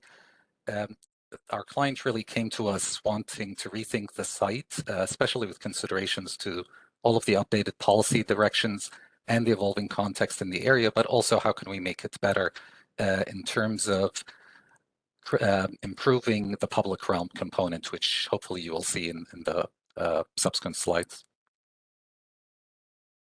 So this is the height, some overview of recent developments along Yonge Street within the vicinity of the site, similar to what the city had shown. It just extends a little bit more of a macro scale. And again, you can see directly to our south is under letter A, it's 2 Carlton, it's 80 stories. And then at the north, of course, it goes all the way, this chart goes all the way to Bloor. And then looking similarly of the Howard Heights, the tower heights from Carlton all the way to Bloor Street, and you can see the transition in height being 1 Bloor West at 85 stories on the north side being the tallest. We just showed this sloping tent line in red for reference. Our building is the yellow one. Can you just let me know if you can see my cursor if I point? Okay, great, thank you.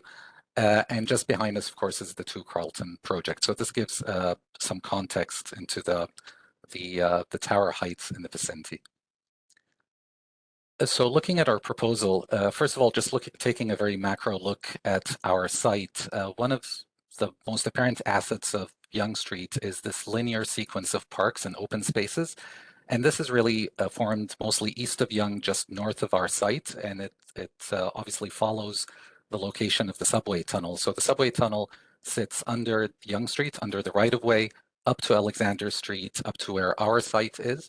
And then after that, it shifts eastward and runs east of Yonge, parallel to Yonge. And that created an opportunity of these evolving open sequence of open spaces. So we feel that our site, 475 Yonge, can play a part in reinforcing and enhancing this network. These are some concept diagrams, starting with number 1 on the left, representing the current approval on the site. So as you can see, it's, as mentioned before, it's a large podium occupying the majority of the footprint of the site, with a public park land dedication on the east side that is mostly just a linear path connecting, mostly like a mid-block connection. It was also stratified parkland, so there was parking garage under the entirety of the site. So the first thing that we looked at is how can we increase the utility of the site? How can we improve and further enhance that north-south pedestrian connection? And the obvious one is to improve the dimensions of it so that it can have more utility and it could be programmed better. So that was the first step that you can see in number 1. The other thing is that this park is no longer a stratified park, so there's no parkland underneath, which obviously improves the future proofing of the park in terms of maintenance over time and vitality of the trees there. And then number 3 was revisiting the thinking of the continuous podium along Yonge Street, and the idea that if we have this parkland, there's a really great opportunity to create another mid-block connection and a public space opening up on Yonge Street that adds more porosity and invites users into that linear park network.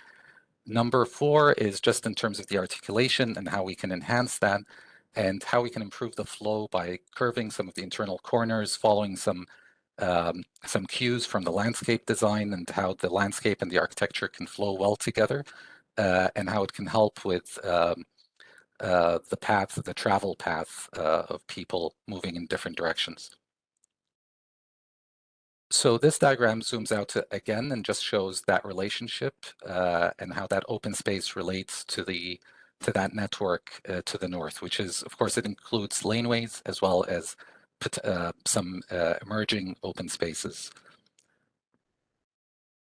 And then zooming in a little bit, you can see that the park, as Rand mentioned, is directly adjacent to Alexander Street Parkette, which is the one that you can see over here, which is adjacent to Buddies and Bad Time Theatre. So we feel that creates a vibrant green space and cultural node in that area. You can also see some of the key dimensions of the open space. So it's over 21 meters in width by 79 meters. That's the parkland dedication. And then the POPs area that opens up on Yonge Street is 20 meters. So it's the width of the right of way. So it's quite generous and quite open along Yonge Street. So basically, I mean, just, and I apologize if I'm repeating some of this, but the idea is that we took the base building footprint that occupies the majority of the site, and we looked at it in terms of two smaller base building footprints, and that created opportunities to enlarge and improve the parks and the open space. And you can see it's reflected in the numbers on the screen. So the current approval, there's 15% of the site area is the park and open space, and in our current proposal, it goes up to 46% of the site area. Over here, you can see some of the key dimensions again. Along Yonge Street, we've set back the building. So from curb to building face, there is a minimum of 6 meters over there that allows for the sidewalks and the street trees. It's also 6 meters along Wood Street, and it's actually 8 meters, which is the existing condition along Alexander Street. The towers are tower separation is 26 meters, and then we have podium to tower step backs. That is 3 meters minimum, which is along Alexander and along Wood Street. And then it exceeds that on the east side, it's 3.8 meters, and on Yonge Street, it's 7.5 meters. And then there are additional step backs as the tower goes up. This is the ground floor, and as Rand mentioned, one of the challenges of the site, of course, is our ambition to create that open space created two four-sided buildings, which of course the challenge is how do we deal with the back of the house and trying to internalize it and trying to prioritize certain aspects while still not compromising the public realm. So the first thing that we did is maximize the entire frontage along Yonge Street to be all retail. So there is about 30 meters of retail frontage on each building, and that's entirely retail. It could be demised into smaller stores or a single one. It's about 10 meters depth deep, and then there's a 20-meter opening towards the POPs. There is a pinch point formed over here in one location that's 9 meters, and it's a one-story element. In terms of the vehicular access, we've limited it to 2 curb cuts, one from Alexander Street and one from Wood Street, and then everything else is internalized. All of the functions are internalized. As opposed to the alternative, of course, is the more conventional laneway or driveway connecting from north to south, which was our previous approval. Because we didn't want, we wanted the pedestrian realm to be free from car travel as much as possible. We're also proposing a new community center space. Right now it's located on the 3rd floor of the north building, the program of which will be developed further with the city. And then just looking at the architectural design, in terms of the podium massing, we looked at stepping the podium so that it relates to Yonge Street differently from the way it relates to the park. So it steps from 6 stories to 4 stories. So from approximately 26 meters at its tallest to 20 meters towards the park. And then we wanted to accentuate that stepping both in the indoor-outdoor amenity as well as the tower expression. So the indoor amenity is a series of interconnected spaces that have opportunities to have stairs connecting them, the same for the outdoors with opportunities to have stairs connecting the different terraces that could be programmed differently. And then we articulated the tower in a way that accentuates that stepping. And then we carried those elements with curved corners up the tower as well at key moments where there's changes in the floor plate. This is a view along Yonge Street looking east towards the POP. So you can see that that's the opening along Yonge Street. And then this is once you're inside the POPs. This is the one-story element where I highlighted the 9 meters where it's a little bit narrower. And then this is a view from Wood Street, and again you can see the stepping of the podium, the articulation of the tower to take cues from that, as well as the park from the south side. And then this is an aerial view looking at the park and the POPs, the mid-block towards Yonge Street. And then from the same location, but at eye level. And as mentioned, every time we have a step, we've carried some of the same architectural expressions along the steps, and then we carried that along the top of the building with the mechanical penthouse to create interest and help with the articulation of the tower on the skyline. This is just an overview of the stats, which you have in the package.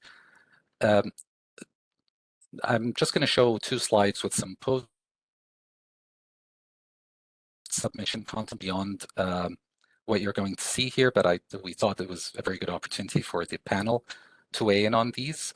These actually came in with recommendations from the city that we actually agree with.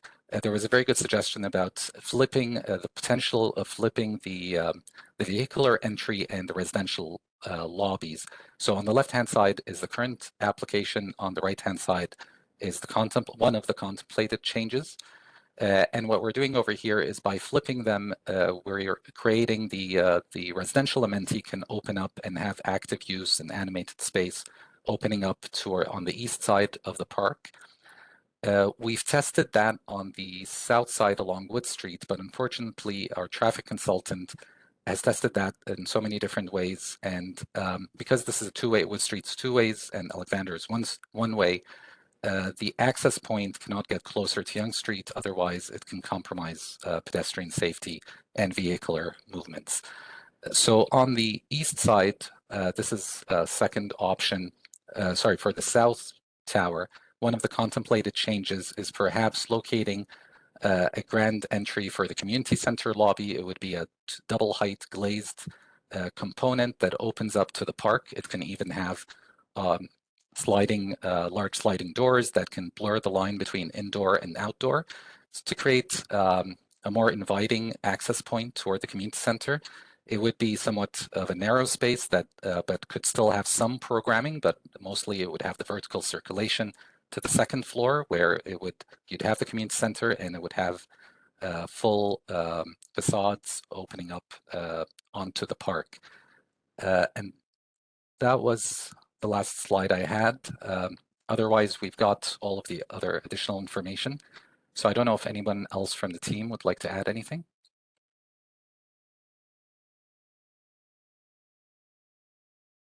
You have 1 minute left, so happy to hear some additional information in that minute. No? Sounds like we're good. Thank you. Okay.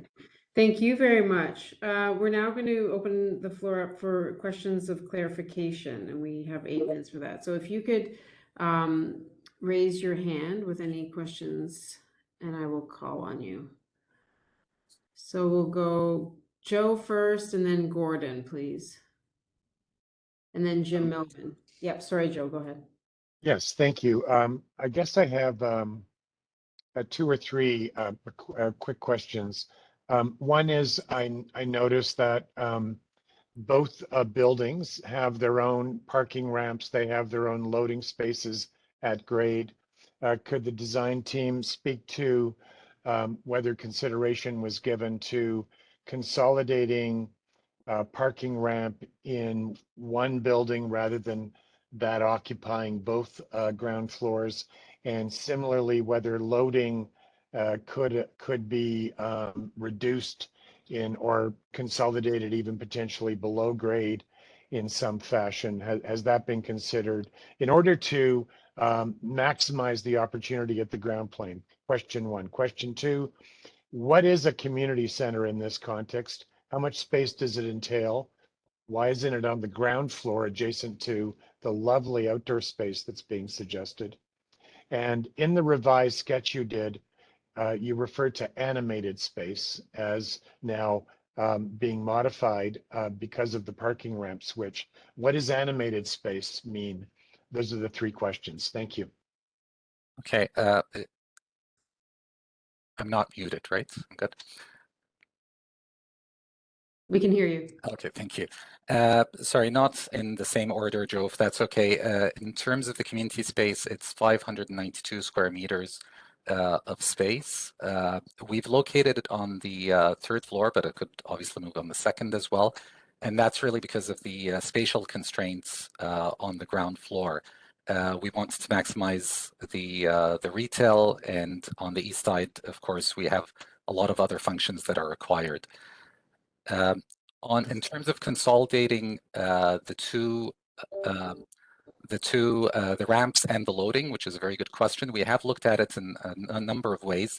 The first way is to bring all the loading below grade. The challenge with that is the length of the ramp. So it's around 50 meters, which takes up about 2/3 of the length of our site, which means that it would compromise or really kill the mid-block connection in the east-west direction.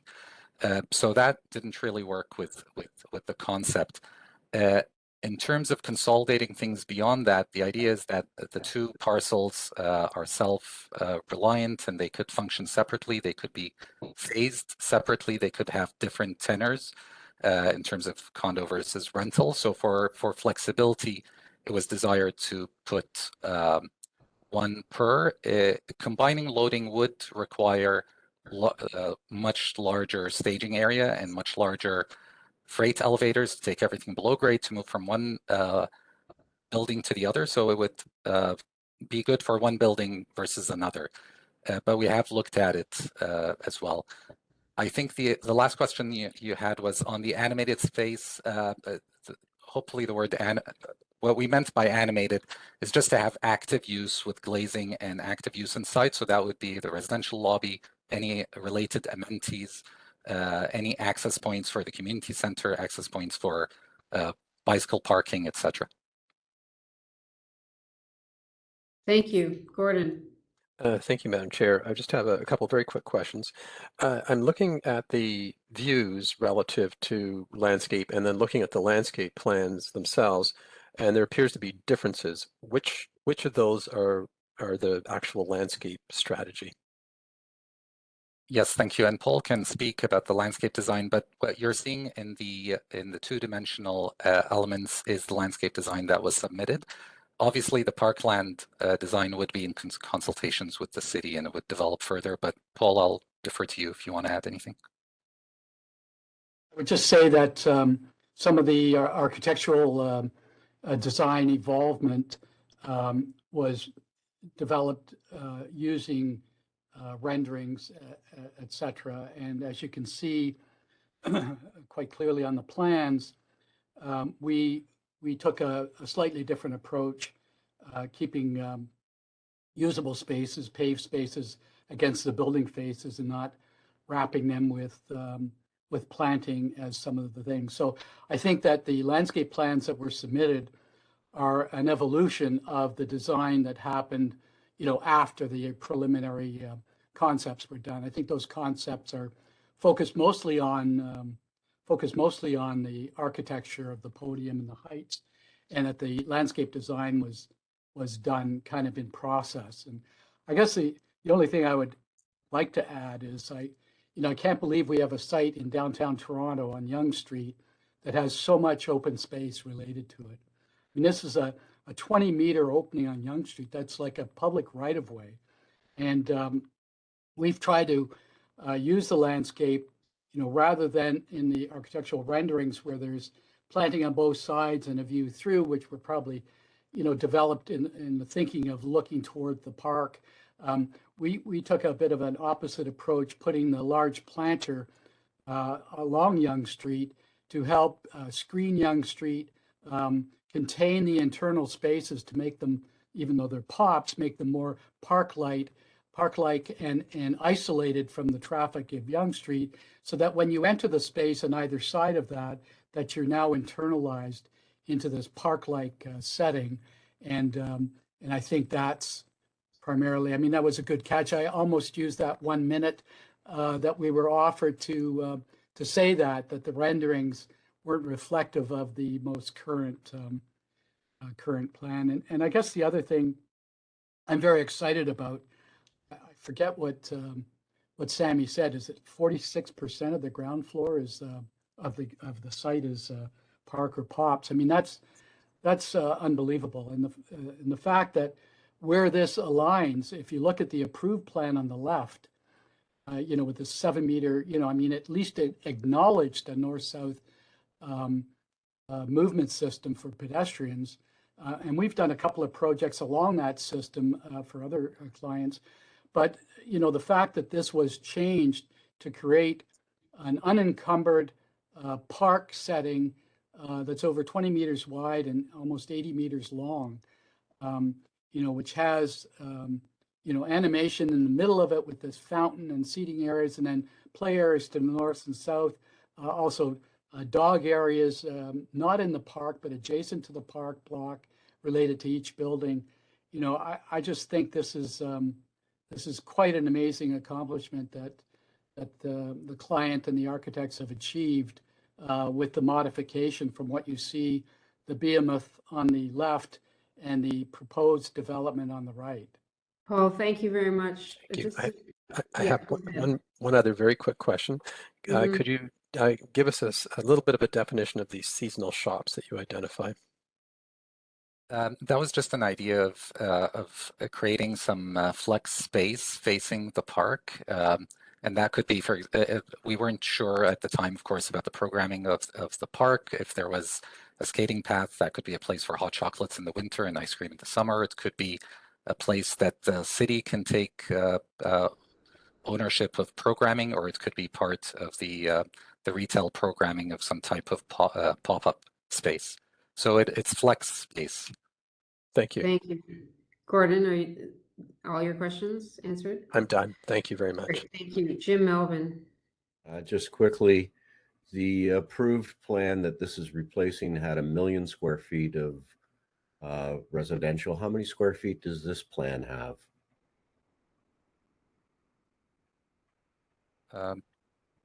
So this is, sorry, the GFA is 118,000 square meters. So if somebody...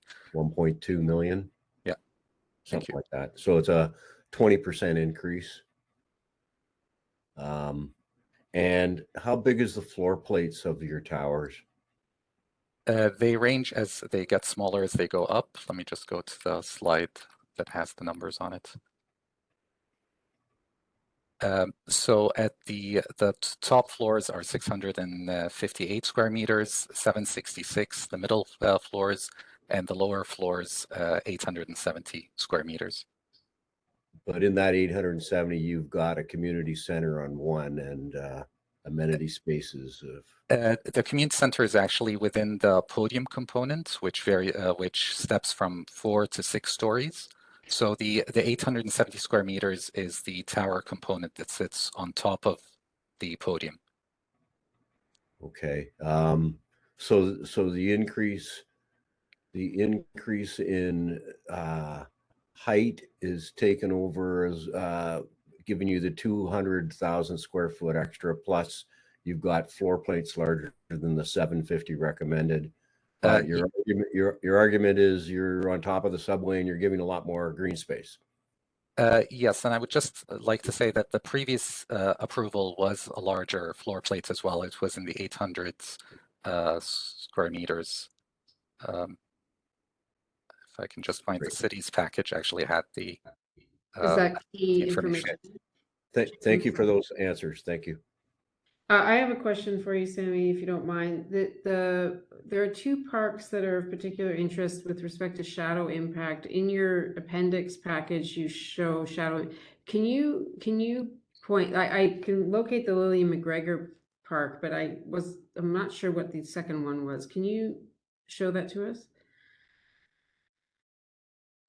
Yes, let me just open up the shadow studies. A second.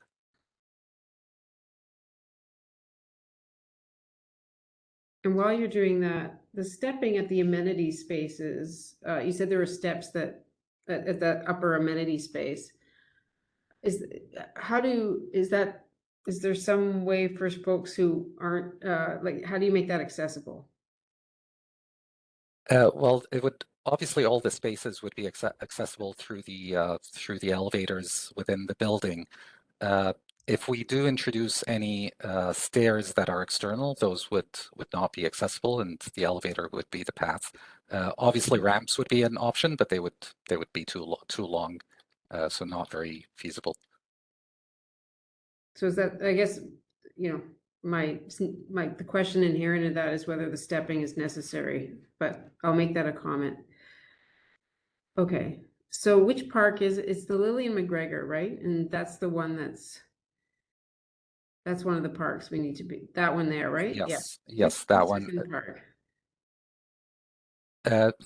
I'm actually not sure which other park Okay. is the one you're referring to.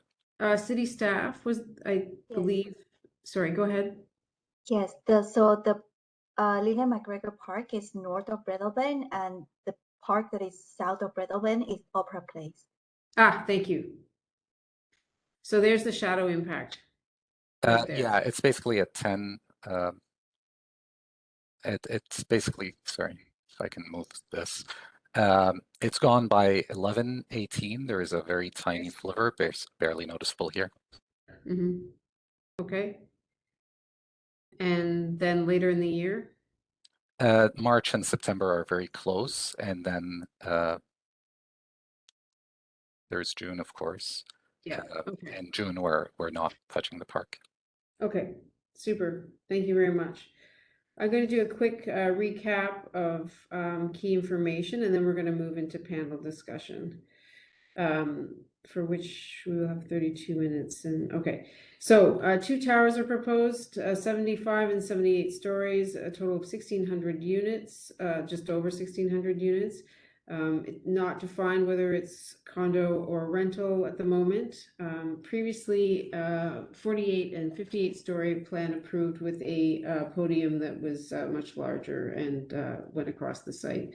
It's in a transition area of the North Downtown Yonge Secondary Plan and Urban Design Guidelines. Perhaps goes without saying, the policy, city policy targets this area for growth. Thank you very much for your presentation. We're going to move into panel discussion. I'm going to ask the panel members to remember the questions or the issues for design focus. One, public realm network. Does the parkland and POPs do they connect with the surrounding public realm network so that those will be all usable and animated? Second issue, ground floor and the animation of the ground floor, and does it positively contribute to the vibrancy of Yonge Street and the adjacent public realm? And built form and transition. Does the proposal with its height and Yonge Street podium, street wall respond appropriately to the historic and emergent context of the area? And should there be greater variation and difference between the street wall north and south of the proposed POPs? I'm going to propose the following order, and we have 1, 2, 3, 4, 5, 6, 7. So if you could, again, 3.5 minutes would be ideal. We're going to do Jim Goff, Jim Melvin, Joe, Paul, Gordon, Jessica, and Sabella. So if we could please start, Jim Goff, if you could lead us off, please. Thanks, Meg, and thank you for the presentation. From a transportation perspective, I don't think there's a heck of a lot to say. You know, the answers Sammy gave to why things are placed as they are in terms of the access ramps makes sense. And you know, I think having the space between the buildings to improve the pedestrian porosity makes perfect sense. Connecting to the park behind it, adding more to the north-south park connections east of Yonge also makes perfect sense to me. So I will let others take the time instead of myself. Thank you. Thank you, Jim. Appreciate it. Jim Melvin. Thank you, Meg. Thank you for your presentation. I think this project is moving in the right direction. And even with the applicant's request for a sort of a 20% bump in residential floor space, I think the trade-off with the additional parkland and the POPs area is welcome.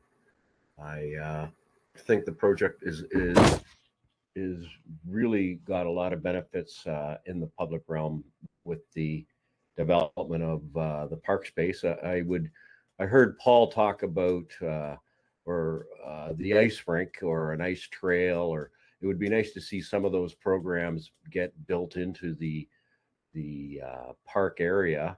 I see Gord asked about the park plans, and I saw some with 2 play areas, some with 1 play area. It would be nice to tie all that down and get a program. I understand you'd have to work with Parks, Forest, and Recreation to do that, but I think it would be important to make all that happen. In terms of the application, or the changes that are contemplated, I totally agree with the changes. I think it would make more sense if you can connect your community center more closely with somehow connection through a staircase or entry with the park space.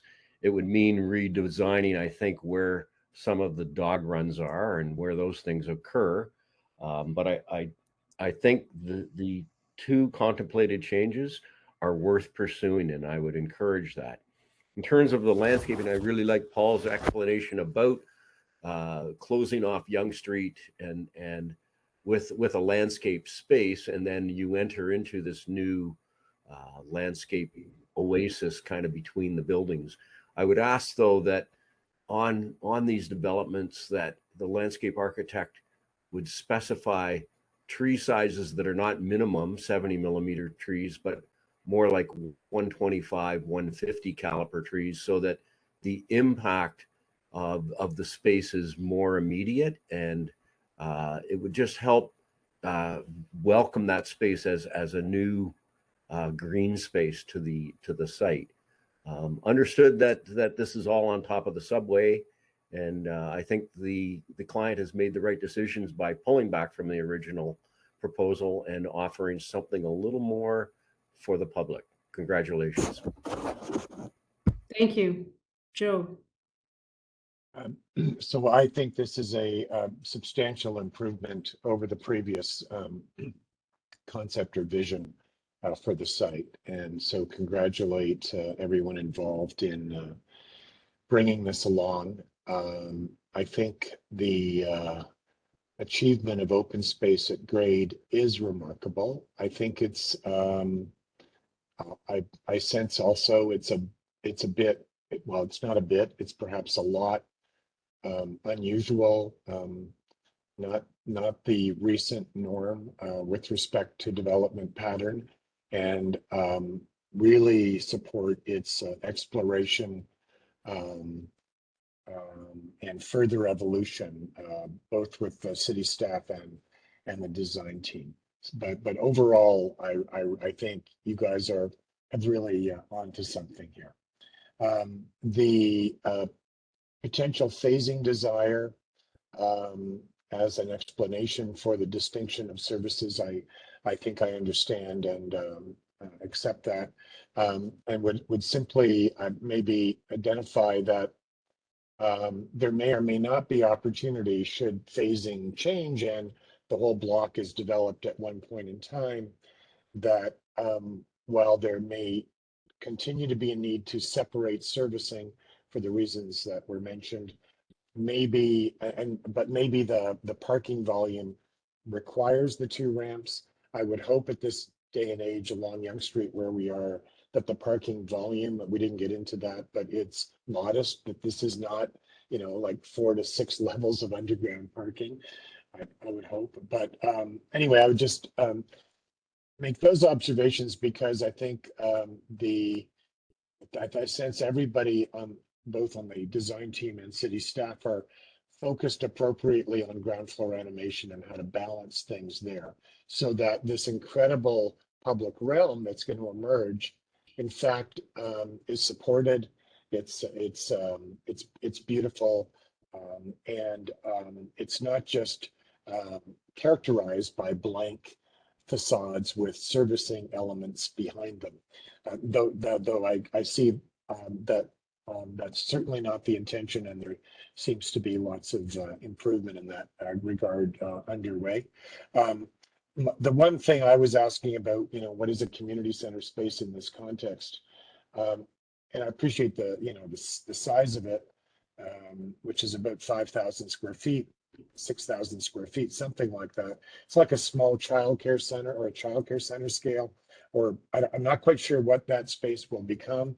I do wonder whether something closer to grade is possible. And I appreciate the instinct and the indication of spaces not needing to be deep to be useful and to provide animation potentially in a site that's constrained in the way that's happening. I think the final observation I would make about the staff question about transition and asymmetry between the north building and south building, I would reinforce that staff instinct, and while common language and I think a very well developed a kind of architectural approach to the project overall, I would also encourage more distinction, more asymmetry, and maybe opportunism as if phasing is something that comes about over time. Overall, really interesting development to consider. Thank you. Thank you. Paul. Thank you for a complete and a interesting and I guess invigorating presentation. I think I share every other panelist's comments that this is an improvement over the earlier scheme. The dedicated sort of public realm is a great contribution, and it is a kind of extension of a network that is interesting and critical in that part of the city. So you'll find that many of my comments are actually very, very specific and small.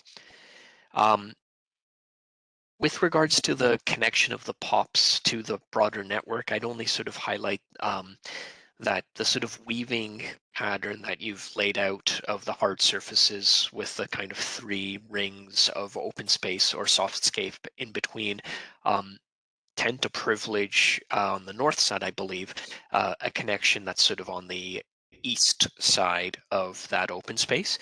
And my gut says, that makes sense if you're making it to the Alexander Wood Park, but there's probably an equally interesting desire path going east of the Buddies and Bad Times Theater and the laneway that continues north. And so I'd say, look at maybe establishing almost sort of equal a priority to either of those exits on the north side of the site.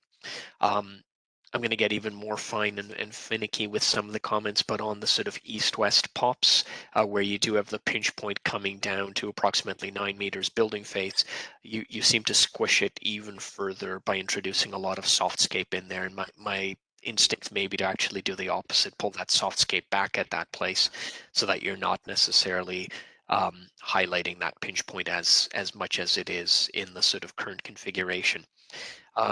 Lastly, from the kind of public realm perspective, the sort of central POPs will really be quite a busy space. And so what I've noticed that you've got the 2 dedicated elevators, one that goes to the community center, but both serving the, I forget what it is, 1,000+ bike spaces that are up on the 2nd floor. And so I imagine that, especially on the north side, that's feeding the community center, being an extremely busy place. And I'd only suggest that probably needs a slightly more civic entrance. At the moment, it seems like it's a very modest vestibule with a kind of exit that comes out of the exit stair. Probably needs some extension of a canopy or a waiting area, something that signifies the community center that's above and is distinct from the rest of the sort of retail or other program spaces. That then brings me to my kind of second point, is really about some of the materials and some of the questions from staff about the sort of massing and its relationship to the heritage, but also the kind of evolving character. And I'd say that from a massing perspective, I think it works really well with the evolving character. We're replacing let's say an 80s building here, so it's not a heritage discussion, but you are replicating a kind of 3 or 4 story height that's evocative of what may be further north or south of this area that I think is appropriate. That said, the material expression feels very formal. It speaks to kind of patterns and shapes that evolve up the tower in a kind of curvilinear fashion that is rather evocative, but is completely agnostic to the program that's in behind. And so you've got a second floor bike parking space that's the exact same materials, but simply with frosted glass. You've got a community space that in some cases has the exact same exterior expression as the residential unit that may be squeezed on a half floor beside it. And I'm wondering if there is maybe some refinement as you move forward in the podium, especially that responds to the programs beyond, whether it's the bike rooms. And it's incredible. You've actually held all that bike space off the perimeter. And so you do have an opportunity to do something that's really interesting and backlit and speaks very specifically and sort of to that program and the unique condition, urban condition and mobility and bikes and all of that that could be celebrated. Maybe it's a vertical connection along that elevator that is highlighted as an entry to the community hub. That's again distinct from the residential program that may be on parts of that podium as well. So I'd leave it at that. I think that's sort of, you know, the public realm is fantastic. It fits to a network. It stitches in well. It's gracious. Podium from a massing perspective appropriate, but I think the refinement on the materials will really help in its evolution. Thank you. Thank you, Gordon. Thank you, Madam Chair. I'm going to try to stick to the three elements of questions: public realm, ground floor and animation, and built form transition. I agree with the other panel members. The plan that was there before, the big block plan and the giant podium versus this is a marked improvement, and congratulations to the team for doing that. One comment I'm going to make to the presentation package is very thorough, but I found that in each of these categories, there's a certain amount of context that's missing in the drawings. There's certainly in plan, there's lots of connections between the park that's shown on this project and then the ones elsewhere. But when it comes to trying to string together, say on Yonge Street or any of the other streets, the buildings next to it, that this package curiously does not include that context. So some of the questions I find hard to answer because I really need to know how it fits in or doesn't, and I can't quite get a clear picture of that. Nonetheless, with the public realm, I think that there's a wonderful opportunity here to create this wonderful sort of secret garden. And I sense that the design has sort of started in that direction, but not quite that way. I think programming is going to be really important. And thus the question I had between what I'm seeing in the views versus the plan. I think that there's some more that can be done. And given the very symmetrical layout of the two towers, that there could possibly be more asymmetry that's happening in the landscape plan itself. I think the curvaceous walls that you have going for, I think, the first two floors are kind of fascinating. I keep thinking of Alvar Aalto and how to really not get those let those curves get away on you and not become something very poetic. And I'm going to come back to that when I get to the built form. I think that the option 2 that you had identified at the end of your presentation, and that's where you have more animated space in the north tower around the east side, is really important. And if it's the lobby, I think that's going to be very important because the original plan you showed of your design, there's virtually nothing on the east side of either podium that has any sort of contribution to animation into the park itself. So go with that option number 1. And I'm assuming that part of that animated space is going to be the lobby. So, and I don't think it necessarily has to happen in the podia, both podia, that it could happen in the north and not necessarily on the south. The picking up on the landscape again, and I'm sorry I'm jumping around a bit here, I'm looking at it and I can't help but wonder if there could be less hard space, hard surface, where I see 2 paths, could there be 1? And as a result, start to create more green spaces as opposed to islands of green in what is essentially a pretty heavily hard paved space. And then I wondered next whether that east boundary of the site should carry some of that curvaceous wall as well. And you sort of create an environment so that you're really sort of cupping this this garden space in the back with that kind of Alvar Aalto-like expression. I think in the future, when you present again, the views and the plan need to be in sync, because in the views I was seeing some animation behind areas that in function didn't have any animation at all. And I think in terms of the animation, I've talked about that for the building, the built form transition. I think the curvaceous approach is kind of interesting. I think it's got some really nice modernist kind of feeling to it at the ground level around the edges of the podium. I think it gets lost a little bit. The character of it gets lost as it goes up into the tower, and I think somehow you've got a string of a thought here, but maybe it needs to be done a little bit differently, especially where the curves or the folds come down and start to create that transition between the podium and then your big glassy reveal that steps and then the beginning of the tower. But I think those are generally my comments. I think there's a lot of potential here. Is it all there at this point? No. And I think more needs to be done. And you really have to unlock the true beauty and the usefulness of the amount of space that you've opened up on this site. If you don't do that, you'll have missed a great opportunity. Thank you. Thank you. Jessica. Thanks, Meg. Thank you very much for your presentation and the advanced materials you provided. With regards to the public realm network, as others have mentioned, the project makes a series of really good connections to existing parks and existing pedestrian routes. Definitely the sort of parking areas and drive aisles that exist today are definitely used by a lot of people, fast tracking it to the subway station or avoiding crowds on Yonge. So I think it will be a very well used park. And I appreciate the increase in publicly accessible open space you've been able to achieve since the previous submission. You know, at first glance, the sort of lack of animation on the ground floor in the sort of submitted proposal was a big problem for me. That lack of activation along the edge of the park and the pops was really concerning, and I think you know, it was mentioned that in some of the renderings it looked kind of activated, but you know, when you look at the plan and you see the amount of loading and everything that was happening, was making me nervous. So I really do appreciate that these potential modifications are being considered, the ones you showed at the end of your presentation. And I echo other members who have mentioned that, you know, these are worth pursuing. You know, to me, the idea of these seasonal shops, while intriguing, is not necessarily strong enough to truly activate the park edge, and it could be something that gets brought in to a sort of more constant activation as well. That space can still be provided if it's something interesting to pursue. I liked the idea of creating that two-story connection to the community center adjacent to the park. You know, people passing through areas and walking are great ways to sort of create a nice sort of energy and body heat.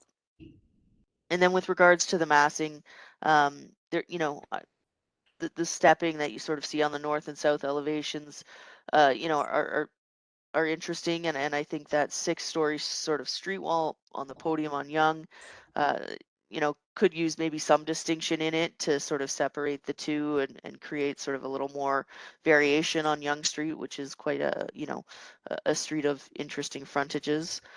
And then finally, I wanted to just sort of talk about a couple little details. I think, you know, Paul mentioned that pinch point at the east end of the pops, and I totally agree. Open that up to really allow that connection to the park, between the park and the pops, to be as wide as possible. And then when you get around to designing that park, paying careful attention to that sort of 4-meter strip of private property that exists between the park and the building, to make sure that it's integrated and connected to the park really well. I think that that level of detail will be critical to how well these great large open spaces are going to function. Thank you. Thank you. Sabella. Thank you for this presentation. I think that certainly this park is a drastic improvement over the approved rezoning submission, and the POPs link from Yonge Street will make that park even more special and successful. And I like that added porosity that POPs provides a lot as you walk along Yonge Street. There are a number of challenges with that POPs, and that is where as it pinches down. And so I do like that second option that Sammy presented, where pulling that north part back. And I agree with other comments that the soft landscaping just further pinches that area. we've seen how many developments are being added to this area, and there will be thousands of people walking around and thousands of dogs, I suspect. So the park will need to be designed in a very robust manner and be durable to withstand all that traffic. The linkages heading north along the parks, I think, this is a great addition to that. And I've noticed that I think in that open space, I think 1/5 of it is POPs and 4/5 of it is park.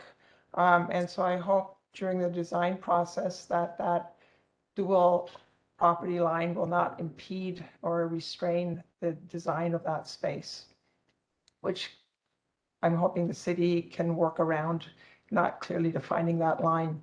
And I wondered if it made sense to design the park and the POPs at the same time, so that there is a cohesion between and a flow from one space to the other. It to me, just to have totally different styles would be, I think, detrimental to the experience moving through that space.